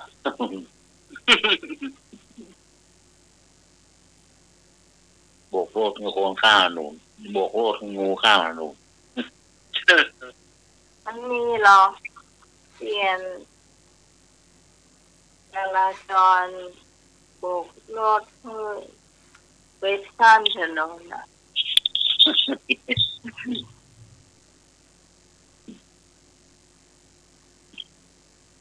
เปลี่ยนข้ามถนนมาข้ามที่ตัวมันข้ามมาได้ ก็เลยบอกให้มัน ไอ้ขนาดนั้นหรอกงูหรอก จับมันแปลกดีเนาะ ครับ ก็รอกันอยู่เนี่ยไปแรกจ้ะ ไปกับงูด่ะ ตรงเสียง คนละก้อนนั่นเนาะคนละก้อนไปในแต่หลายคนหรอกไม่ใช่ว่าคนเดียวกันเลยต้นผู้ญาติตายางแล้วท่อ จ้ะ ไปถึงงูอ่ะ7-8 คน10 คน ไปเหนื่อยไปถึงกลางตากลับเนาะ ครับ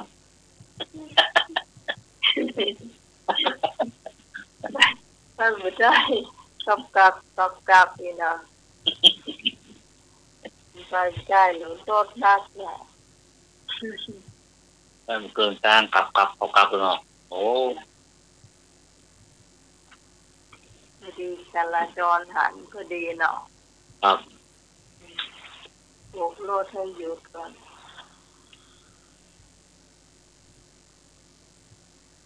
สมัครรับไปแล้วกัน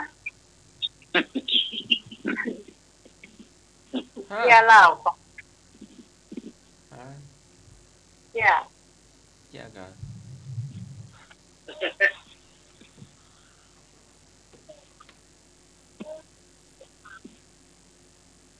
สันกาแฟ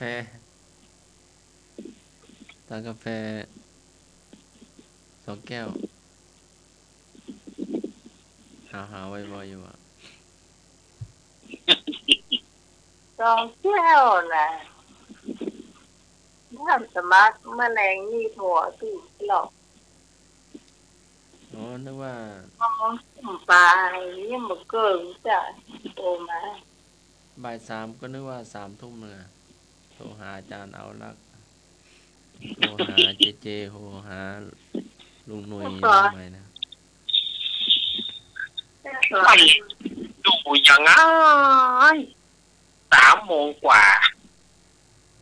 ก็นึกว่า 3 ทุ่มเลย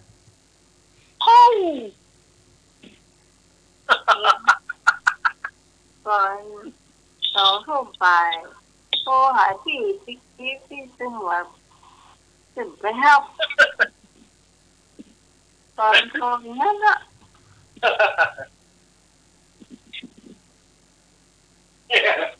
ถึงเวลาก็ไปโทรเนาะ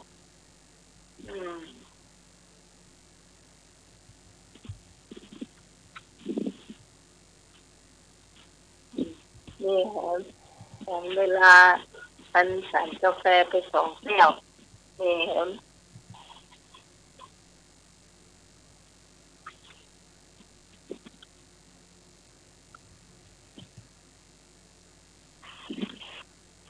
ฮะ โซล่าเสีย อีกตัวนึง นี่มีเหมือนกันเชื่อแต่ร่างไม่หรอครับ ฮะ เชื่ออาจารย์ว่าโมระจบละ เที่ยวไง เชื่อกาแฟ2 แก้วจบละ กาแฟ2 กินกาแฟ2 เที่ยวเอง กาแฟแก้วละ2 บาทใส่นมแก้ว โอ้ แก้วละ2 บาทใส่นมเนาะ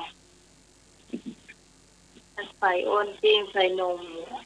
ถ้าแก้วบาทจะใส่อย่างเนี่ย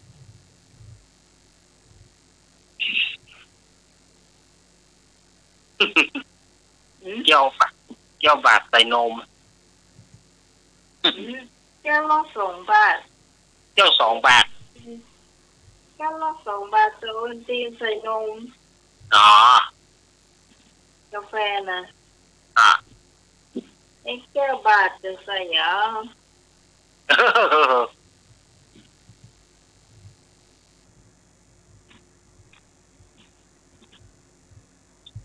ตอบบอก อะไร ไอ้ตอบแก้วบาทใช่ยัง ระยะ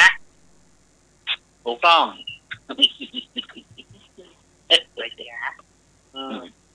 ยายอ่ะ พัตเตอร์ ยาแดง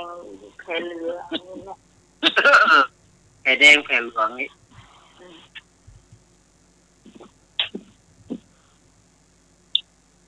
ก็ได้เงินเที่ยวเนี่ย เชื่อมีค่ะ ว่าเรา เชื่อนี่คงเท่าบ้านให้ลุงรังพ่องเนาะ3-4 คนเนี่ยเขาอยู่เพื่อล่างหรอนักคงเท่าพระจายอยู่บนเฮียนเลยค่ะ3-4 คนอยู่เพื่อล่างเนี่ยค่ะโตซานมาหรอกลิงตาจันเมือนอ่ะที่พ่อฮับพ่อสักละมั้งกันเนอะฮับพ่อสักละกะมั้งมึงเอาว่างกูฮับขวบไปโทษ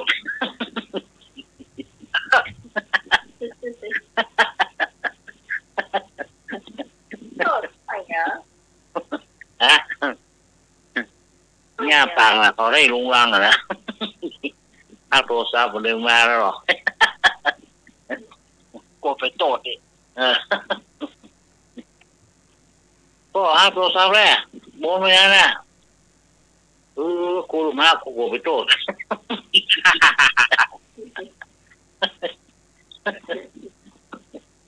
เป็นนี่ได้ตามปฏิธรรมพอทั้งบ้าน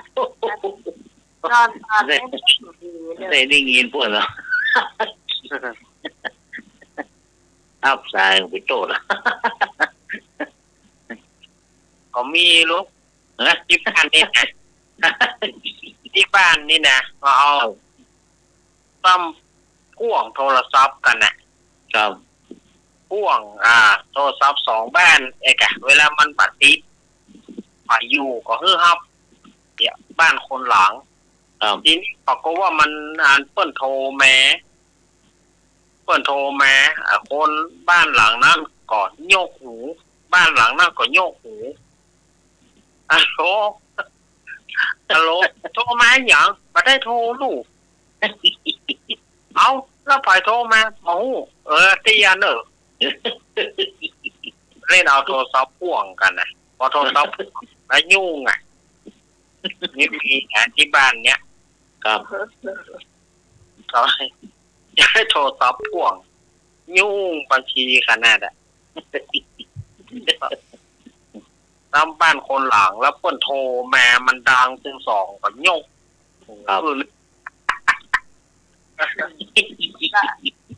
ท่านปิดเดี๋ยวก่อนพอตามบ้านมันมี3 จุดกันมีตรงบนตรงหลุมด้วยทางหลังบ้านด้วย ดู เอา พ่วงเรา แต่จะได้เก่า เสื้อเขาอยู่ข้างหลังเนี่ยก็จะภาพในบ้านมันก็จะตาม แล้วหมูเรียวห้าประการไหนหรอ นะ หมูเรียวห้าประการอู้ไหนหรอ ถ้าอันใดหนึ่งยกหัวหมูเนี่ยมันจะบางมันเขาจะหูทันทีเลย ว่าที่เขาภาพเนี่ย ถ้าเขาภาพแล้วของกวางเนี่ย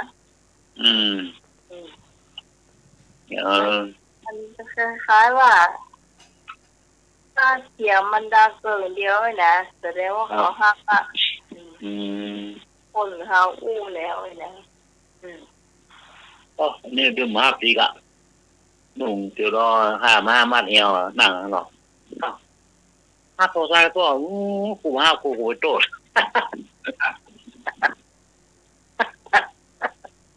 ถ้าน้ำเหลือในกลุ่มนี้นะ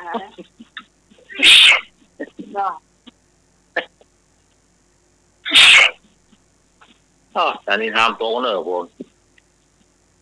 จ้าครับจ้าตู้น้ำท่วมเต็ม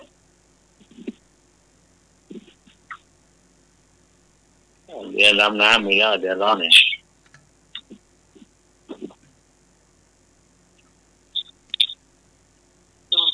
จะมากหรอ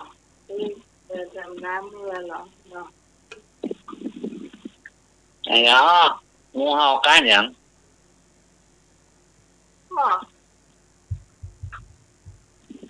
ตอบมาได้เลยหน่อยตอบเลยอ๋องูเห่ากันอย่างไอ้นึกบ่ใจเชื้อเดิมแน่มะนาว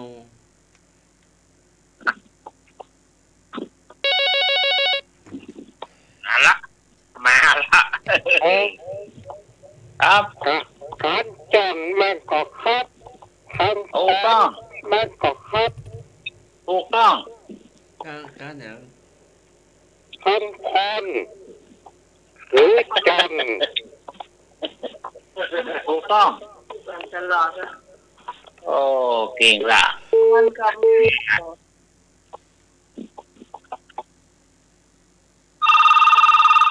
พรจะเลี้ยงเขาเจ้าทำไมเจ้าไม่ทำสักข้อเนาะเจ้าน้ำใหม่ห้ามน้ำใหม่ตอมแน่ที่ฉันห้ามเลยอ่ะเจ้าหาเวทตัวหัวอยู่ตรงกลาง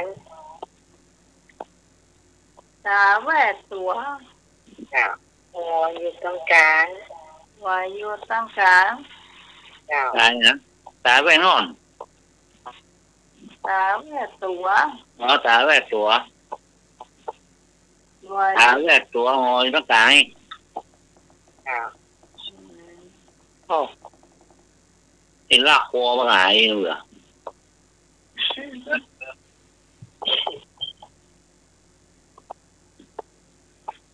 ไรนะกาก็บอกแบบได้น้องไหวจะก็มาคนเจ้าเครื่องนัดมันก็ครับสับปะรดมันก็ครับอะไรอย่างก็สับปะรดเครื่องนัดสับปะรดก็ครับมันก็ครับใช่ว่าไอ้เนี่ยไอ้ยังหัวเนื้อ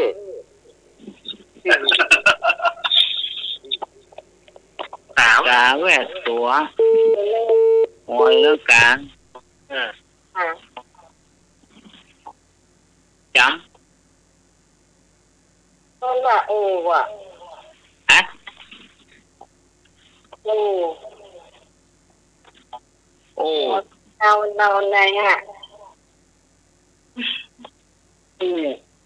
หัวคุณหัวเราน้อยมีแต่กาเนาะอูเจ้าอ๋อมาเดียวบอมหมี่แล้วเหรอครับเสียงมาคือนะ ประเดี๋ยวมันจะเป็นเปรยวนไปอ่ะเนาะมันแบบได้อู้เนี่ยสมัยก่อน ตอนเจ้าอัวเนาะ ได้อู้ อาจารย์ลูกเน้น นะ อาจารย์ลูกเน้น ครับ ญาติแบบสบายหรือญาติโต๊ะลำไยจ้ะ ต้นลำไยยายแดง เล็บนักก็ ตายเลยกันเนาะ ฮะ โอ้ ไปอยู่ได้ไหน แสดงว่าจะที่สูงขนาดเลยเนาะ มันยายต้นนั้นอ่ะ มันสูง แล้วก็ติดไปขึ้นแล้วก็เกิน ก็แกเป็นไม่ยิงละเท่าระยะ65 ไม่ยิงกันอ่ะ ทีนี้เกินพอกันได้กับเอาบาตานนะกะลงตึงโคนตึงอันเนี้ยกะ โอ้ ว่าสองรู้สึกนะ ก็บอกเพราะว่า ตอนที่แกไปเนี่ยมันไอ้มีงานก็บอกว่าเพราะ บอกกันเลยครับ พวก เลย นะ แสดงความเสียใจด้วยเนอะ ครับแล้วต้องมาซ้ำซ้อนน่ะต้องมาซ้ำซ้อนหมอไปกวดต้องเป็นโควิดเพิ่นเผาวันนี้ล่ะ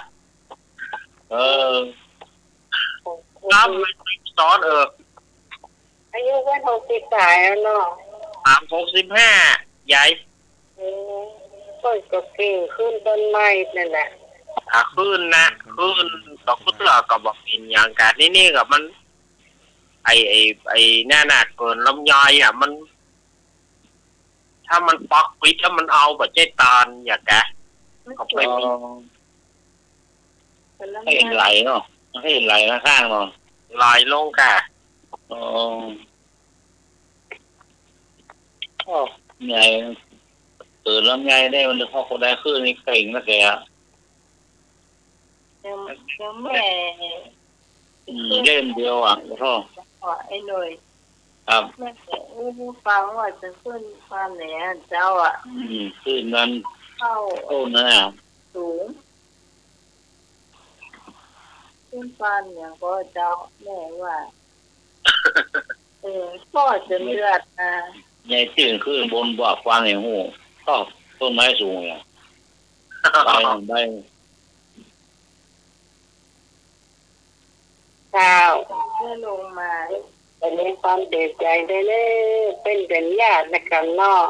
เอาไปยากเป็นน้าเนี่ยยายแดงมันต้องมาซ้ำซ้อนเนี่ยไอ้กะครับ โอ้ย อันนี้คนเผาละแล้วจะเอากระดูกมาทำบุญวันจันทร์นี่ก็จะทำบุญเหมือนกับโซฟมีกะทำบุญแล้วก็ข่าวมาเดียวนี้เดี๋ยวมันมาแถมแล้วเนาะมันมากเนาะ ก็นั่นไหว้จ่าเธอเนอะเจ้า ครับ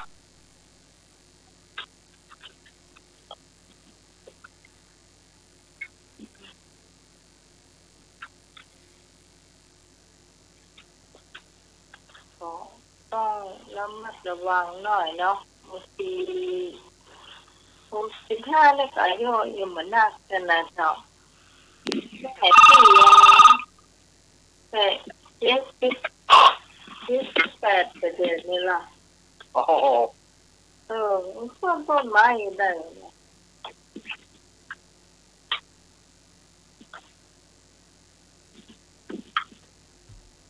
เป็นเขาเดือดนะว่าจะไปเฮ้ย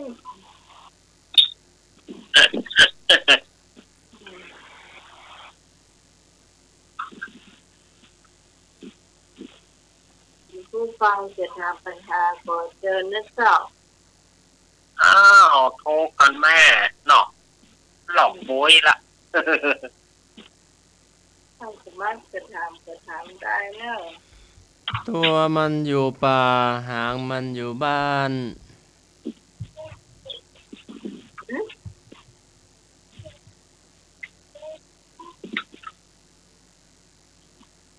ตัวอยู่ป่าห่างอยู่บ้าน อัน ค อ รั ย่า บ ง ผ นั้น ม อันอย่างอันเดียวอะไรเนี่ยตัวอยู่ป่าห่างอยู่บ้านเนี่ย ตัวอยู่ป่าอยู่บ้าน ตัวอยู่ป่าห่างอยู่บ้านนี่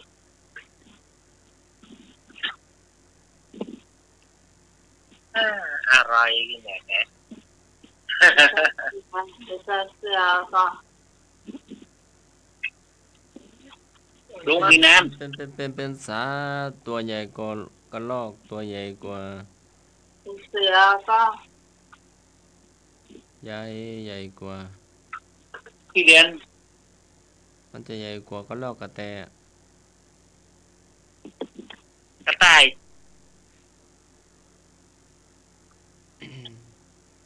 มันวิ่งมันตัวเหมือนกระรอกกระแตเนี่ยแต่มันตัวใหญ่กว่าพอๆกับแมวมั้ง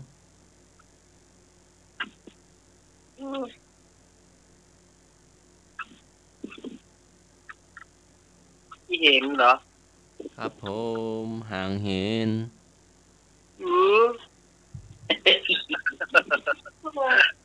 ตัวยังได้ พี่เห็นนี่อ่ะพี่เห็น ไอ้นี่ว่าหางเห็น หน้ามีด่า เห็นเสือป่าเห็นน่ะมันก็คล้ายๆแมวนั่นแหละ เออ เห็นเสือป่าเนาะ ที่ผมจัก ตัว แต่ ต เล น ย เป็นยังไงเนาะบอกนะครับ สวัสดีครับ ข้าวโอ้ม ขอทานจุดสักหน่อยนะครับ ได้เลย วันโกนอย่าละวันพระยาจุดวันโกนอย่าละวันพระยา เว้น อาใจ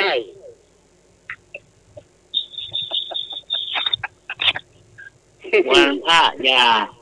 วันโกนอย่าละวันโกนอย่าละวันพระยาจุดต้อมกำเดียว อย่าลืม หัวใจ อย่าขาด ครับถูกครับวันพระจะขาด อ่า วันโกนอย่าละวันพระจะขาด บรรพาหยาดน้ ขาดตู้เจ้าบ่ได้กินฮอนึ่งอ่ะถ้าขาด ได้กันเทเลเด้อ ขาดแต่ตู้เจ้าบ่ได้กินเหล้าฮอนึ่งอ่ะ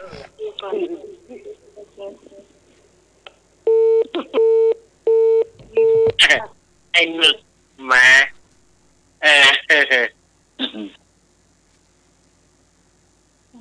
มาแบบน้องนึกบอก ไอ้อ๋อหน้าเอาเงี้ยมีอย่าง ต้องยังมีสโลก ถูกต้อง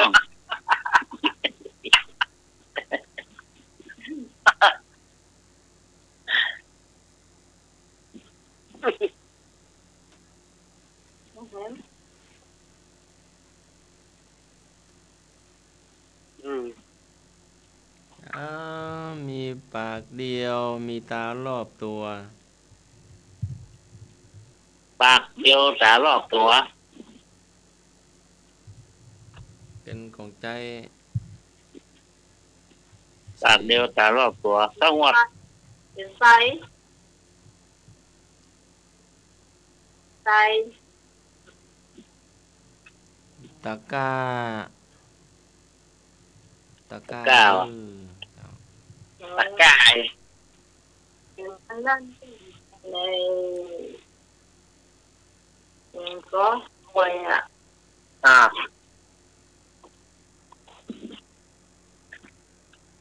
ป่วย จิกปิกจิกปิกจิกปิกเท่าขี้ไก่ไล่เต็มหอเต็มเฮือน อ๋อ ที่ปีเสาที่ใส่ไรจังหวัดโรงเรียนอีหมด ใช่อย่างก็เดี๋ยวก่อนศอกมัดคา มาตองบนว่า อ๋อตอกเกี่ยวก่อน เจ้า ตอกขึ้นก่อนตอกตอกขึ้นก่อนเป็นจะไดเนาะ เจ้าทุกคนเอามัดคามัดอย่างข้างบนบอกว่า คนเอามัดของมัดคาเนาะแต่สมัยเดียวบ่มีละ เนี่ยก็มีอยู่พ่องอยู่เนาะจ้ะที่บ้านทุกคนใช้สองใช้คาวงที่มันเย็นนี่นะเป็นห่ม ครับ แล้ว นี่ ก็ ล่ะ น้อยเป็นห่มเย็นเนาะ เป็นถามนี่ล่ะเป็นถามเจ้าซอพ่องถามหม้อน้ำพ่องนี่ล่ะ เจ้า บัดเดี๋ยวนี้ที่วัดใหม่เหล่ามนทา ครับ ถ้าฝ่ายได้มาก็มาดูบัดเดี๋ยวนี้ป้นมุงสองว่าน่ะ ครับ ศาลานะศาลายาวนะแต่ป้นมุงสอง ครับ ตอนนี้นั่นหรอเนาะก็แต่เนี่ยเนาะ มันเย็นดี ส เนาะ องม้วนน้ำเนี่ยเนาะสองม้วนน้ำเนี่ยเนาะแต่เนาะ ครับ ม้วนน้ำเพื่อไว้ลำข้างเขาไงนะก็กินเนาะ3 แกน 4 แกนไว้ไทยอ่ะแต่ราคาสองซึ่งเนี่ยโฟกเนี่ย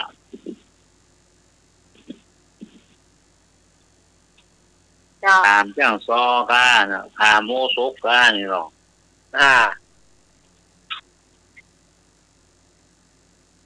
จะหมดเวลาแล้วเนอะ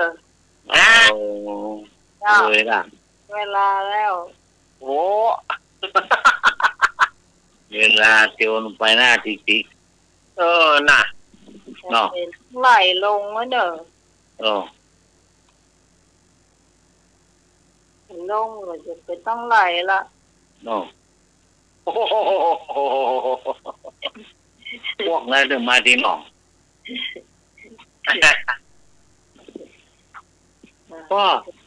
ก็ปิ้งปิ๊กโอ้หมอแบบปิ๊กละ บอกสักอย่างก็บอก อ๋อมีลูกเป็นเถาติ้วไปติ้วมา มีลูกเป็นเขา เที่ยวไปเที่ยวมา เจ้า กินโต ถูกต้องเจ้า เนาะเปล่า เนี่ยคือก่อนลองลุ้น ไปเลยพวกจะต้องเป็นพวก คือก่อนลองลุ้นเนี่ยฮะ อันใด ถูกต้อง อันใด ลาเลย ผ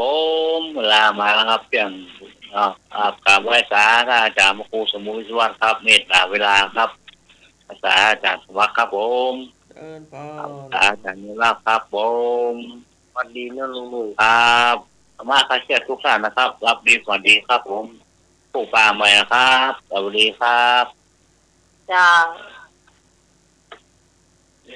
โอ้ลืมไปสวัสดีพี่สมัยครับโทษสวัสดีครับ เป็นอย่างก็คุณพูดสวัสดีเห็นไหมจะได้แล้ว ได้มีคาทุน จ้า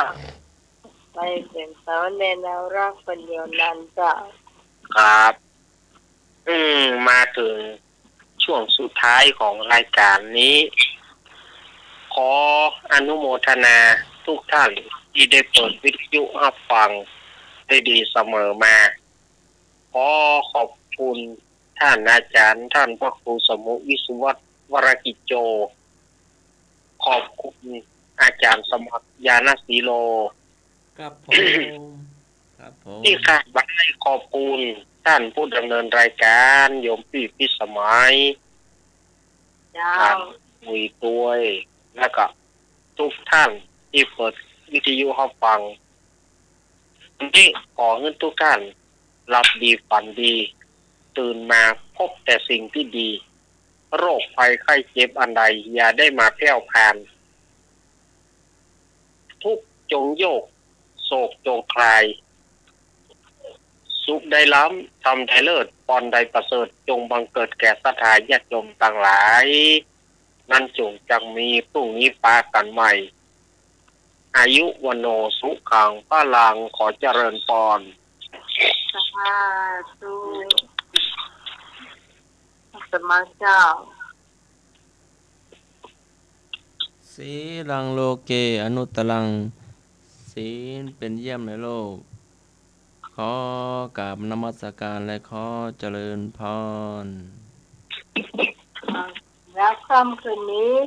ขอบคุณคุณผู้ฟังทุกเสียงทุกสายที่มาเจอกันจากรายการธรรมะใครเรื่องเงาในเจ้าขอบคุณอาจารย์พระครูสมโมวิศวัตวรกิจเจ้าพุ่มในการสถานีที่ควบคุมเสียงเลือกเพลงคนผู้ฟังได้ฟังโดยสำรับพระเจ้าพิสมัยสุริโยดรจากบ้านดอนปานตำบลเมืองแก้วอำเภอแม่ริมจังหวัดเชียงใหม่สำหรับวันนี้ขอลาคุณผู้ฟังไปเพียงไปก่อนห้ากลับมาพบกันใหม่วันพรุ่งนี้3 ทุ่มถึงเที่ยง